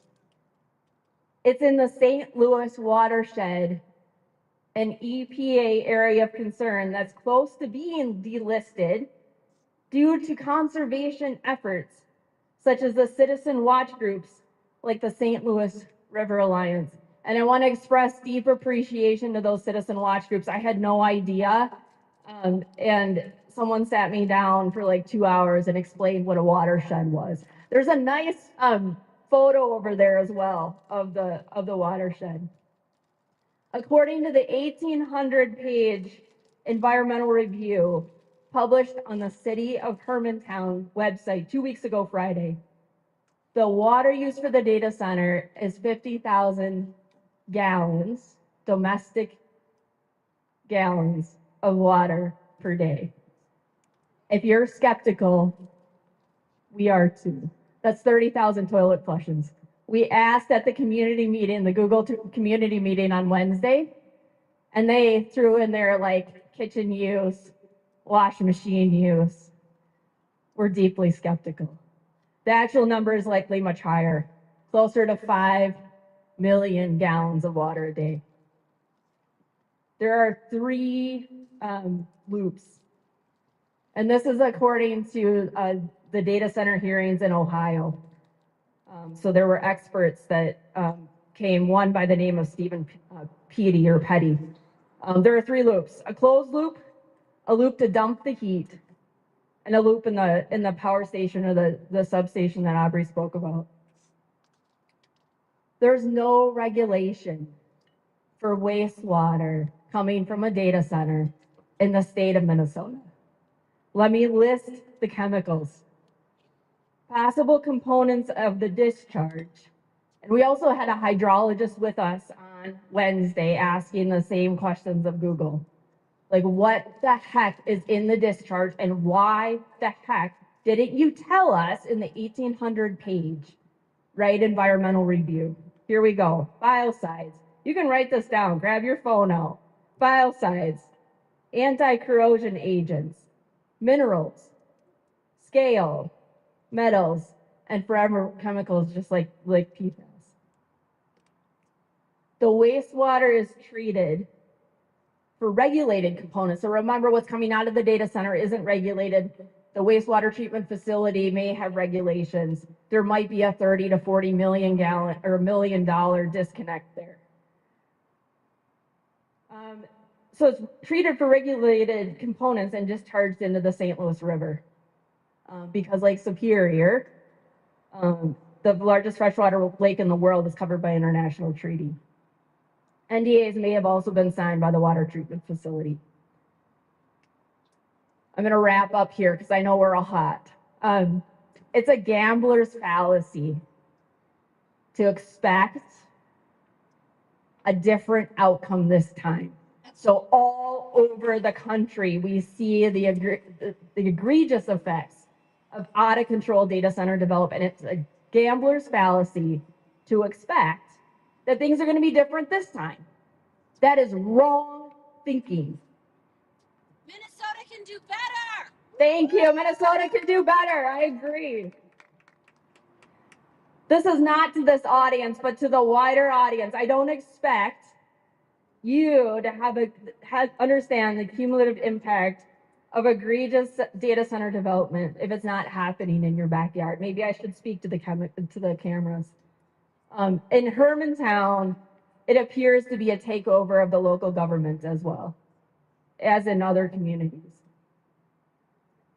If you just agreed with that statement, and I'll read it again, I don't expect you to understand the cumulative impact of egregious data center development. If you just agreed with that statement and you are an elected official, you have no business being behind the decision-making table. I am going to be bold today and demand the retirement or the resignation of the local mayor of Hermantown for lying to constituents. And I want city staff, and this may apply across Minnesota, should not have, they should be asked to leave who signed NDAs because people are hurting. For the rest of us, and we're doing this already, I encourage you to pull on your good neighbor pants, your pants of courage, of resistance, and help us fight this. The Hermantown project is not yet permitted. We stopped that in October. It has not passed its environmental review. Minnesota has some of the most beautiful watercourses in the country. Why are we selling to the desperate whims of self-interested parties using public funds for private gain? I've been here 5 times. So remember, I'm from Duluth, Minnesota, Hermantown, Minnesota. I've been here 5 times since February, at the beginning of the legislative session. One time it snowed up north, and I was here for 2 days, okay? But we're asking again, and we'll continue to ask, while it can still make a difference. Governor Walz, will you enact a pause to study the cumulative effects of out-of-control data center development? And do not forget this, high voltage transmission line is also an issue, ladies and gentlemen. Also an issue. In terms of the tiger, you cannot reason or regulate a tiger when your head is in its mouth. We need a pause. And golly, we need you to prove it. Prove it, prove it, prove it. Centralized permitting. Thank you. Thank you, Rebecca. Let's give her another round of applause. Yes. And I really hope you were listening to her when she was speaking. One of the things that caught my attention was her mentioning the closed loop systems. And when I have been talking to my relatives and neighbors about this, they come back to me and they're like, oh no, it's a closed loop system, so it's not going to endanger the water, which is absolutely not true. And so I really want to thank her for bringing that up because the reason we one of the reasons we're having this today is we really want to arm our communities with the knowledge, with the power, and with the information needed to help our other relatives get on board with resisting these data centers. And so we only have 2 more speakers up, so please bear with us, and then we'll be going in to deliver the petitions. In the meantime, if you guys are thirsty or hungry, we have water, we have snacks. If you haven't gotten a shirt yet, please get a shirt, they're free. We also have posters. Posters are free. I'm sorry they haven't been handed out yet, but those will be handed out. So if you want one, please make sure you grab one on your way out or right now. Our next speaker is from the Twin Cities Innovation Alliance. And I'm really excited to hear from them and what they have to say because they have been doing this for a very long time as well. And so please give them a warm welcome and put your hands together for our next speaker.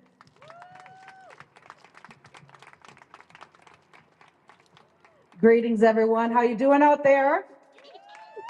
We are hot, we're sizzling hot, and we're fired up. So thank you for staying and listening to all these important voices in this collective challenge to data centers in Minnesota and anywhere.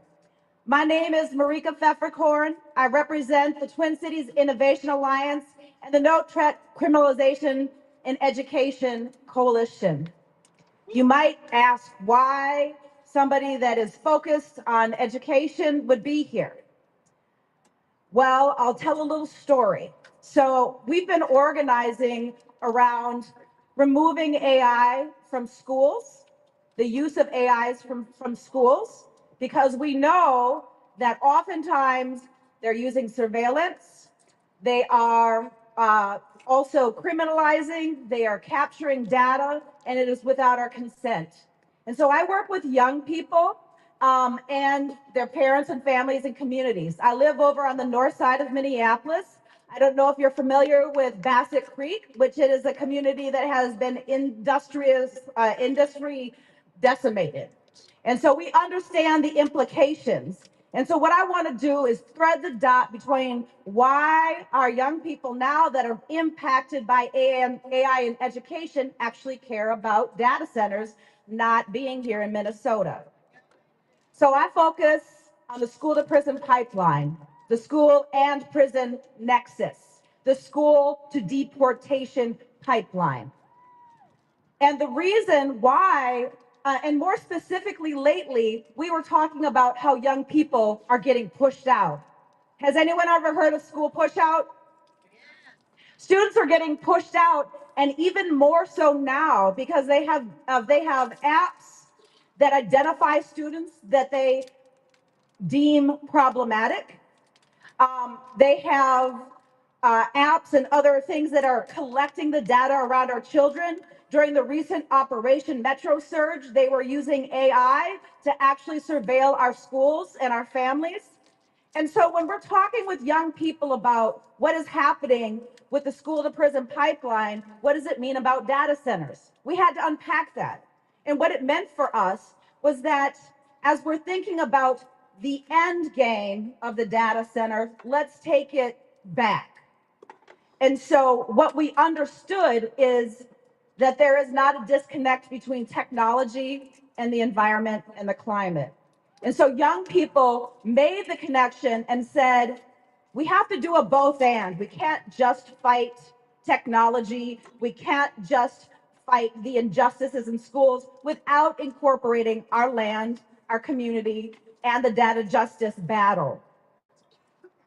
And what we learned is that these data centers are fueling the school to prison pipeline and school and prison nexus, because the energy that is required in order to support the AI that is in use is a direct correlation to what is happening with these data centers.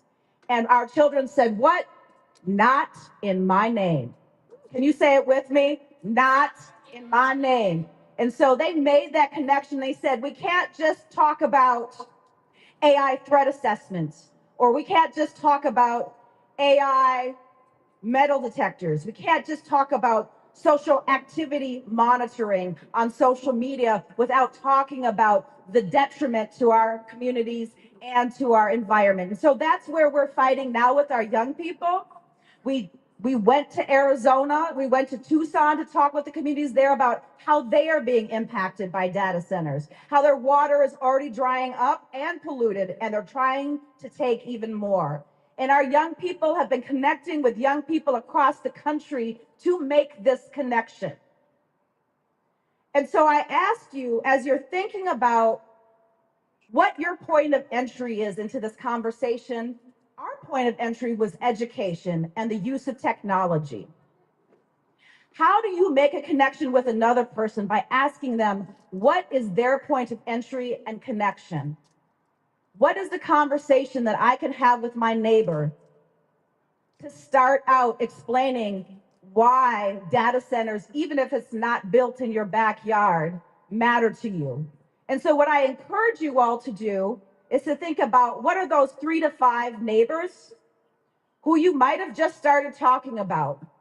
Ask them and invite them into a conversation, because many people do not see themselves in this fight, and everybody has a place in this fight, whether it's workforce, education, environment, whatever it is, land, you have a place in this fight. The other thing I just want to really ask you all to think about is, what is the one thing that you learned that you can take back today? Did you learn something from all these amazing speakers today? I want you to hold on to what it is you heard so you can be the ambassador, the translator, the bridger who actually unpacks what's going on here in a way that a kindergartner, a 5th grader, a high school, a mother, a father, a grandmother. And so as we continue to have this conversation, we cannot separate justice, because a justice somewhere is also justice everywhere. I know I flubbed the quote up. I apologize, but somebody in this audience knows it, can shout it out right now. An injustice anywhere is an injustice everywhere. It was me. I shouted it out. Okay. So the only thing I want to remind us is propaganda is real slick. And you've heard about how people are saying that they can improve data centers, right? That's greenwashing. We don't believe it. We know better because we see the pattern of behavior and we are ready to say no. So what do we want to say when someone says, oh, we will be careful with the environment? I want you to shout, we don't believe. We don't believe. We don't believe that AI will support our young people, our workforce, our climate, or anyone. We don't believe, but what we do believe is that you, me, everyone in this community together, we're going to stand strong and we are going to make sure that this moratorium is put in place. Am I right? We believe that we will win.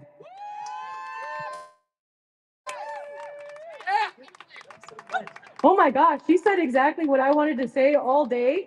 Exactly how I wanted it to be said. Let's give her another round of applause. Yes. And then our last speaker is Liz Bolsoni, I hope I said that right, with the Minnesota Anti-War Coalition. And I'm going to ask everyone to come gather around. Come take a seat. Let's really pay attention to this. And then also I'm going to be taking pictures of y'all too as a group picture. Okay? So let's come together. Let's all come take a seat. Let's really, really put our ears up and really give our full attention to our last speaker. Thank you so much. Awesome. All right, I know we're tired, but if you can repeat after me. We say justice, you say how.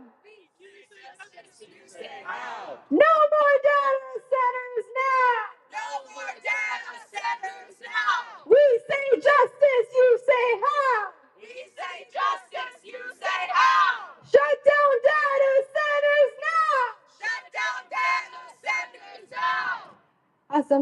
joining me in the chant. I want us to have that same energy when we walk inside. So everyone, my name is Liz Balsoni, and I organize here in the Twin Cities with the Minnesota Anti-War Committee. We work to end U.S. imperialism and intervention, and we're really glad to be here to say no to big tech, to data centers, mass surveillance, and the AI-powered carnage that's being administered worldwide. And earlier this month, we showed a film called A Tree Prayer Basanja. The film depicts a land dispute between two men in a community in the Congo Basin rainforest. And the message of the film is that while both parties thought they were in the right, neither would take responsibility for cutting the other's crop and ultimately harming the land. The two men are reminded by a court of their elders the meaning of Basanja, an ancestral code of conduct highlighting that justice for the people and justice for the land is intertwined.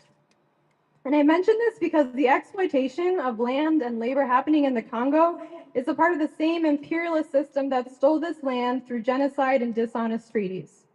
It's the same system that continues to exploit this land and those of us who are living on and with it. And we too must heed the demands and governance of our indigenous siblings, saying that big tech is a threat to our freedoms, a threat to Black and Brown and indigenous communities, and it is not welcome here. The Anti-War Committee's current and most long-standing campaign has been to get the Minnesota State Board of Investment, which the current Governor Tim Walz chairs, to divest state pension funds and taxpayer money from Israel and companies that sustain and profit from Israel's racist, genocidal apartheid regime. There's an entire camp of tech companies facilitating Israel and the United States war crimes against humanity. And one of these companies is Palantir. Currently, just over $57 million of Minnesota money is invested in Palantir Technologies, which relies on data centers just like those being proposed for construction in Minnesota. And while you've heard from everyone else that spoke up here today about the consequences of data centers on our land and our community, I want to add how data centers, and specifically the data that they store, fuels further destruction and harm here and across the globe. So what should you know about how Palantir operates? I'm going to talk a little bit about the U.S. Israeli military as well as ICE. It's been almost exactly 6 months since Trump claimed victory for illegally kidnapping Venezuela's President Nicolas Maduro, which followed months of illegal strikes on boats in the Caribbean, killing hundreds. And the U.S. military relies on Palantir's AI tools for these operations. And when it comes to the U.S. and Israel's joint operations, there are unfortunately countless examples of Palantir-aided war crimes. Palantir co-founder Alex Karp himself boasted of their involvement in the 2024 attack when explosives were planted in pagers and walkie-talkies that exploded, killing 40 people across Lebanon and harming thousands more. Palantir technology has also been used in the U.S. and Israel's war on Iran, where on day one, over 150 children in a Manab girls' school were massacred in a double-tap strike. Israel uses Palantir programs to create kill lists, track people on their lists, and intentionally bomb them when they return home to their families. So it should come as no shock then that similar mass surveillance programs are being field tested in Palestine, in Lebanon, Iran, Venezuela, would be weaponized against us here in the belly of the beast. Palestine advocates call this phenomenon deadly exchange, when worst practices of soldiers, intelligence agencies, border agents, and police in Israel are shared with the US police, FBI, ICE, and so on. And it's our duty to disrupt this exchange through divestment and actions, and as Rachel so beautifully said earlier, meet our prayers with action for our collective liberation. You're also probably familiar with Palantir's use of facial recognition technology, which is what Isa was talking about and how she was targeted by ICE. And one program called Elite was recently described by an ICE agent as a type of Google Maps for deportations. It shows marked individuals on a map along with their personal information and a confidence score for the likelihood of them living at a specific address.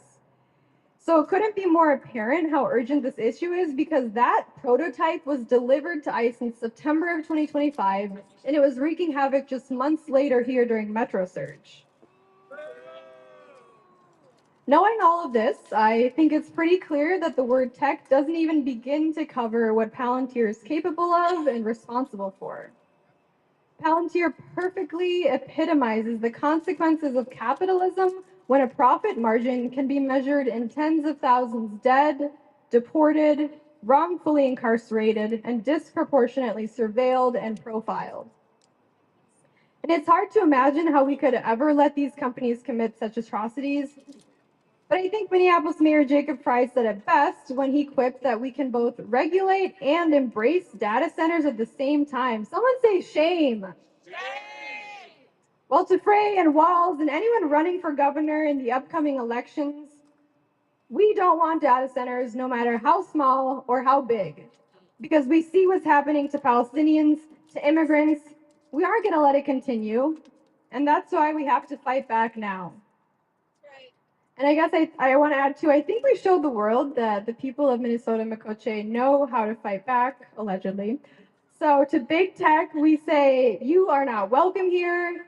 And you can learn more about our divestment campaign at divestmn.com and find us in the streets. So I'm going to end off with one more chant because I know we're tired and we need to keep our energy up. When clean water is under attack, what do we do? When native land is under attack, what do we do? When Palestine is under attack, what do we do?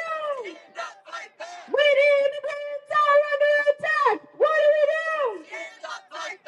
What do we do? What do we do? Awesome, thank you. Yes, you guys. Okay, my job's done for the day, so I'm going to hand the mic over to my little brother, Joey Peltier, who's one of the main organizers of this. So let's give him a round of applause. We all saw him running around, being busy, so proud. So yeah, I'm going to hand the mic over to him then. Ani bonjour, Ernest Joseph Uppercard, Peltier the Third, Indigenous Makadewa, Makanduja, Bendunjaba, Makanakwa, Ajiji, and Nini Weg, Pachigamag. Oofta, I know half of you did not know what I just said, and the other half are like, you messed up. I'm laughing, I'm judging. Anyways, I said, hi, hello, I am Joey Peltier. I am from the Black Bear Clan, from the Turtle Mountain Band of Anishinaabe, here, living here in Minnesota in Bemidji. Oofta. I even effed that one up too, my bad. We did it. Dude. Give a round of applause to everybody today that was here. I want to give a big chimigway. I got notes. I'll try and rush this up. Just give me a moment. I want to give a huge chimigway to one of our main sponsors for this event today, Indian Collective. Following the Coalition for a Nuclear-Free Mississippi. Oh, can we just give a shout out for both of them? Followed by Media Justice and the Minnesota Center for Environmental Advocacy. Want to give a big old shout out to the Indigenous Protectors Movement, Braveheart Society, Rise and Repair, Coalition for Responsible Data Center Development, Stop the Pine Island Data Center, Stop the Hermantown Data Center, Twin Cities Innovation Alliance, and the Minnesota Anti-War Committee. Oh, I did that quickly, didn't I?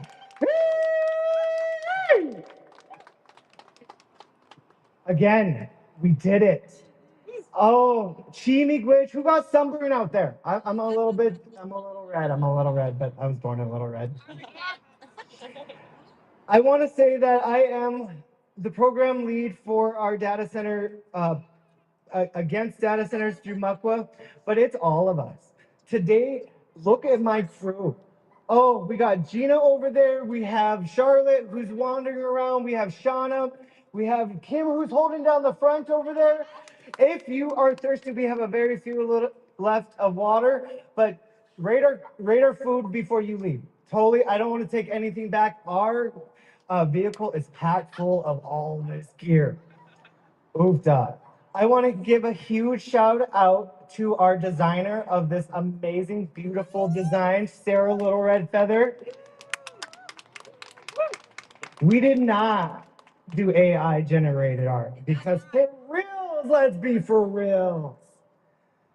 We are also a part of multiple different coalitions and alliances within the state of Minnesota and nationally that are battling data centers across Turtle Island. I want to give a big old shout out to Twin Cities Innovation Alliance, along with the Anti-War Committee. We are teaming up to battle Palantir here in the state against trying to pull them out of our state pensions.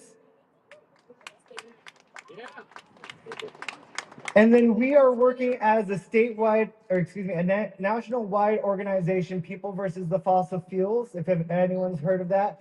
And we're organizing across the country against data center development. I am fried, folks. I am fried, but I don't live in a town where there's a hyperscale data center. And Muckwa has done the work along with many out here trying to push the good center regulations policies that we weren't able to accomplish this year because of the split legislature. Oh, my God, we worked so hard and working alongside the city coalitions. That was heartbreaking. We're watching folks where their houses are being devastated, where their homes, their communities are being uprooted for big tech. For what? They're not even Minnesotan. They don't even live here. They don't go here. They send their lobbyists with millions of dollars, not even to testify at our committee hearings, but just to buy off our members. Boo! And unfortunately, we weren't able to pass Jack. We weren't able to get anything done this year, and that's why we're resulting to Governor Walz. We need you to step up and show that you can be a responsible member of Minnesota and do what's right and put in a 2-year moratorium until we can figure this out. Until we can put in regulations that are not going to bite us in the butt, that are not going to F our communities over, and that's not going to leave us out dry without water. Yes, that's right. You can't drink data, but you definitely need water. And it's obvious that these data centers are not for consumers like you and I. These are part of the DOW contracts for private security teams and for security services across Turtle Island. For what? They're not hunting Epstein predators. Why not? They're hunting people that are not even felons. It's a misdemeanor to come in this country without documentation. And that's why we're spending billions upon billions upon billions of dollars across Turtle Island for these cameras that are just, what? To report that the gym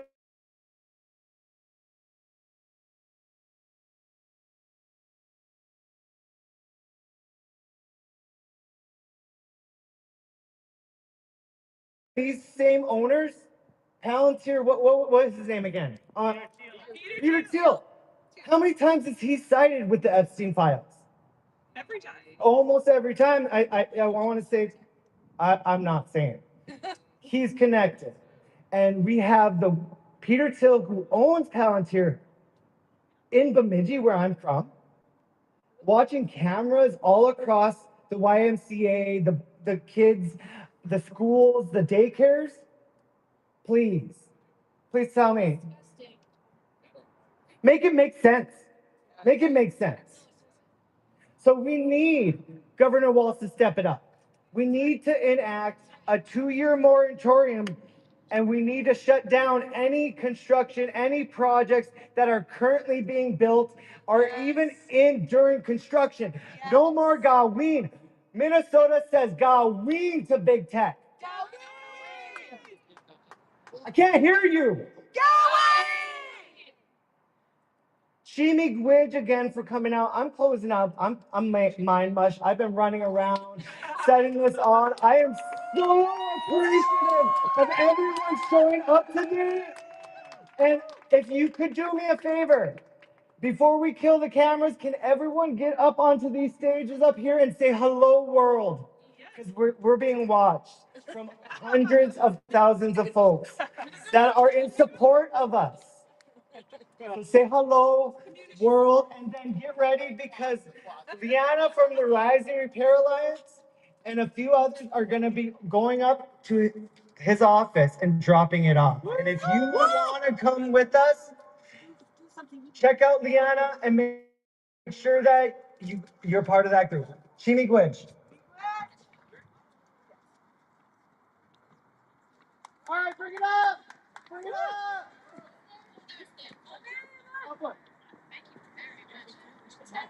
All right, everybody. Oh, yeah. Where do you want them? Huh? So I'm on this. Do you want to take the banner? This This is live. Like, let's walk it up. Where do you want it?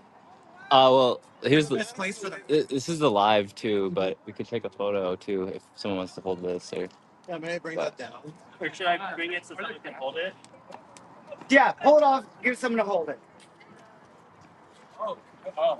I know we stink. I know we're sweaty. I put lipstick on, I swear. You don't have to get that close to each other, but get in there. She bridge again. So before you all leave, for sure, we have these posters. There you go. Make sure you take a poster home with you. Grab them to you. Give them to your neighbors. Yes. And if you're hungry, make sure you rate our snacks. If you're coming from out of town, make sure you rate our snacks. If you have any debts that Joe owes you, make sure you come see Kim because I'm done.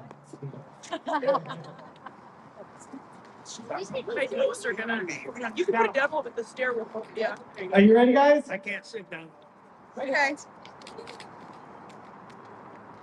All right, folks, say hello, world. Hello, world. Stop data centers now. Stop data centers now. Governor Walz, step it up. Governor Walz, step it up. Minnesota says GAAWIIN to big tech. Minnesota says GAAWIIN to big tech. No. Woo!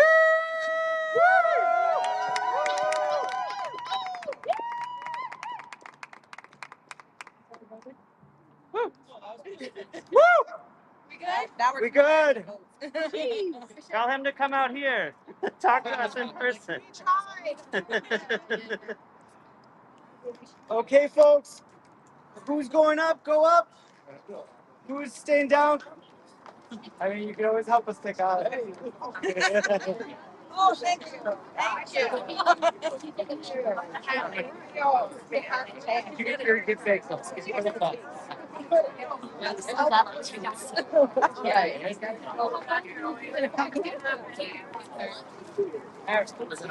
Want another snack?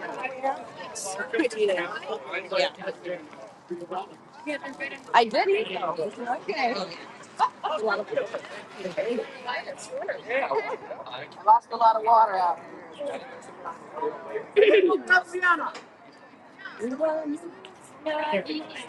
I gotta pack up. Go with team up with you.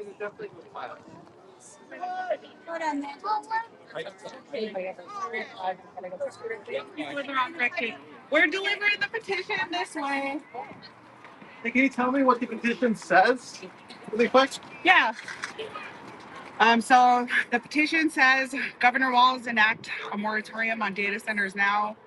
We demand an immediate moratorium on the approval, permitting, and construction of hyperscale data centers at the federal, state, and local levels, which would remain in effect unless and until comprehensive enforceable regulatory frameworks are established to safeguard water, energy systems, environmental integrity, and the health and welfare of impacted communities. A moratorium is necessary to prevent irreparable harm while policymakers and regulators develop clear, transparent, and science-based standards governing resource consumption, environmental impacts, land use, and community protections. In absence of such regulations, continued development poses significant and potentially irreversible risks to human health and water supplies. A pause on hyperscale data construction will allow time to develop regulations and help communities to understand the potential negative impacts of these projects and allow time for communities to decide whether they consent to these projects moving in next door. Many projects were and still are concealed behind non-disclosure agreements, preventing citizens from even beginning to grasp how their communities might be affected. A large-scale data center proposed in Farmington, Minnesota could use over 800 million gallons of water in 1 year. These facilities have the potential to drain aquifers while also putting our drinking water at risk of becoming contaminated. We cannot waste our children's and the next generation's water to power artificial intelligence. Clean water is needed for their survival. The energy required to power these facilities is also something our planet cannot afford to waste. A Department of Energy report predicted that blackouts would increase 100-fold by 2030 due to the energy needed by hyperscale data centers. It was predicted that Minnesota's electricity usage would double if all 10 proposed data centers were built. And now we're at the point of 20, so that could be potentially tripling our energy usage. Bloomberg notes wholesale electricity costs as much as 267% more than it did 5 years ago in areas near data centers. To be clear, nuclear energy is not the answer to this either. Nuclear energy leaves behind legacy contamination, and the radioactive waste that is created remains a threat for many generations on into the future. There is no solution for long-term storage of this waste at the moment.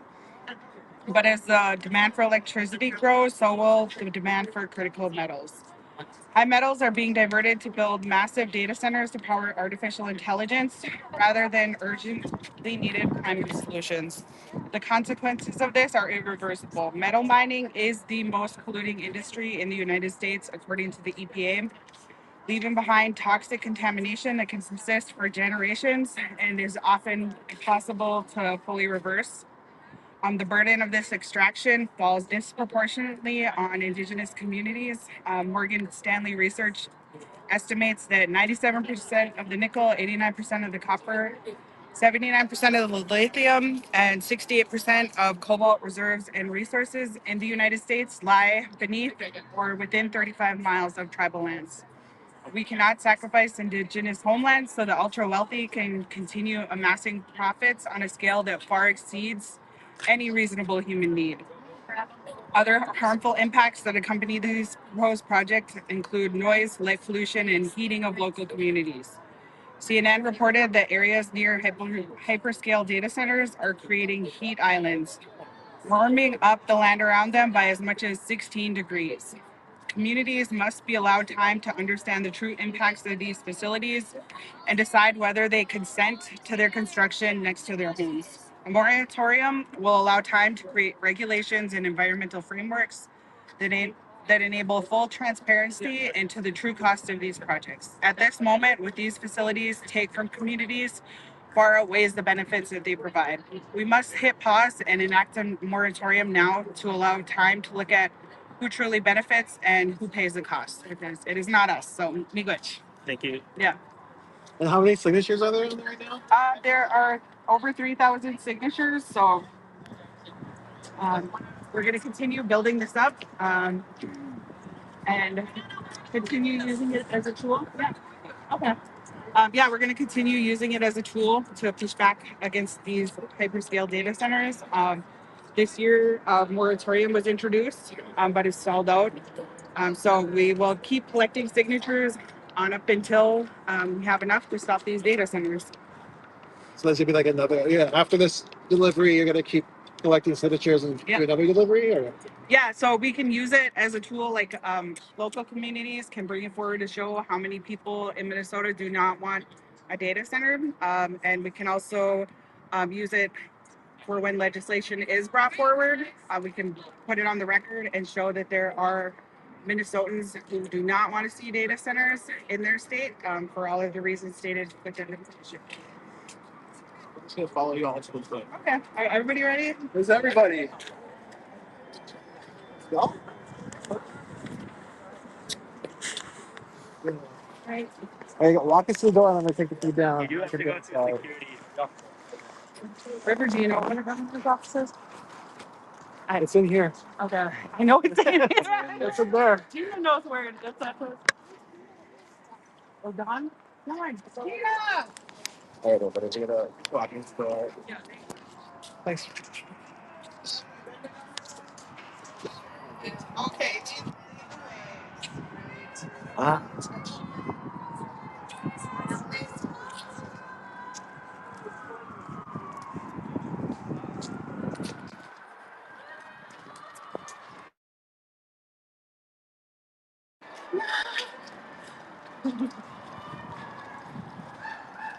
Governor Walz ran the half marathon last weekend, ran along Lake Superior. Wow. And he was like talking out, you know.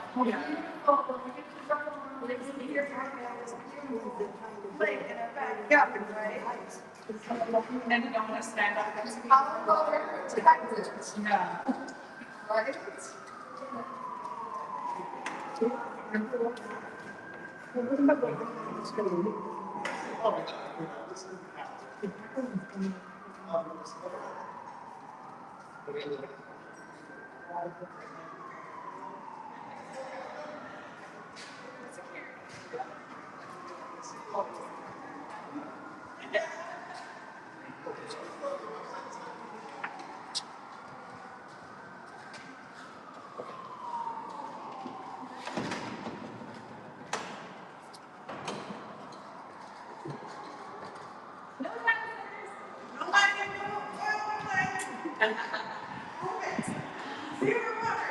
Down with the system. Down with the United States government. Let's build a system that works for everyone. Are you lying? Did I just hear you? It's okay. Gina, come here, sit down. I really hope I want that.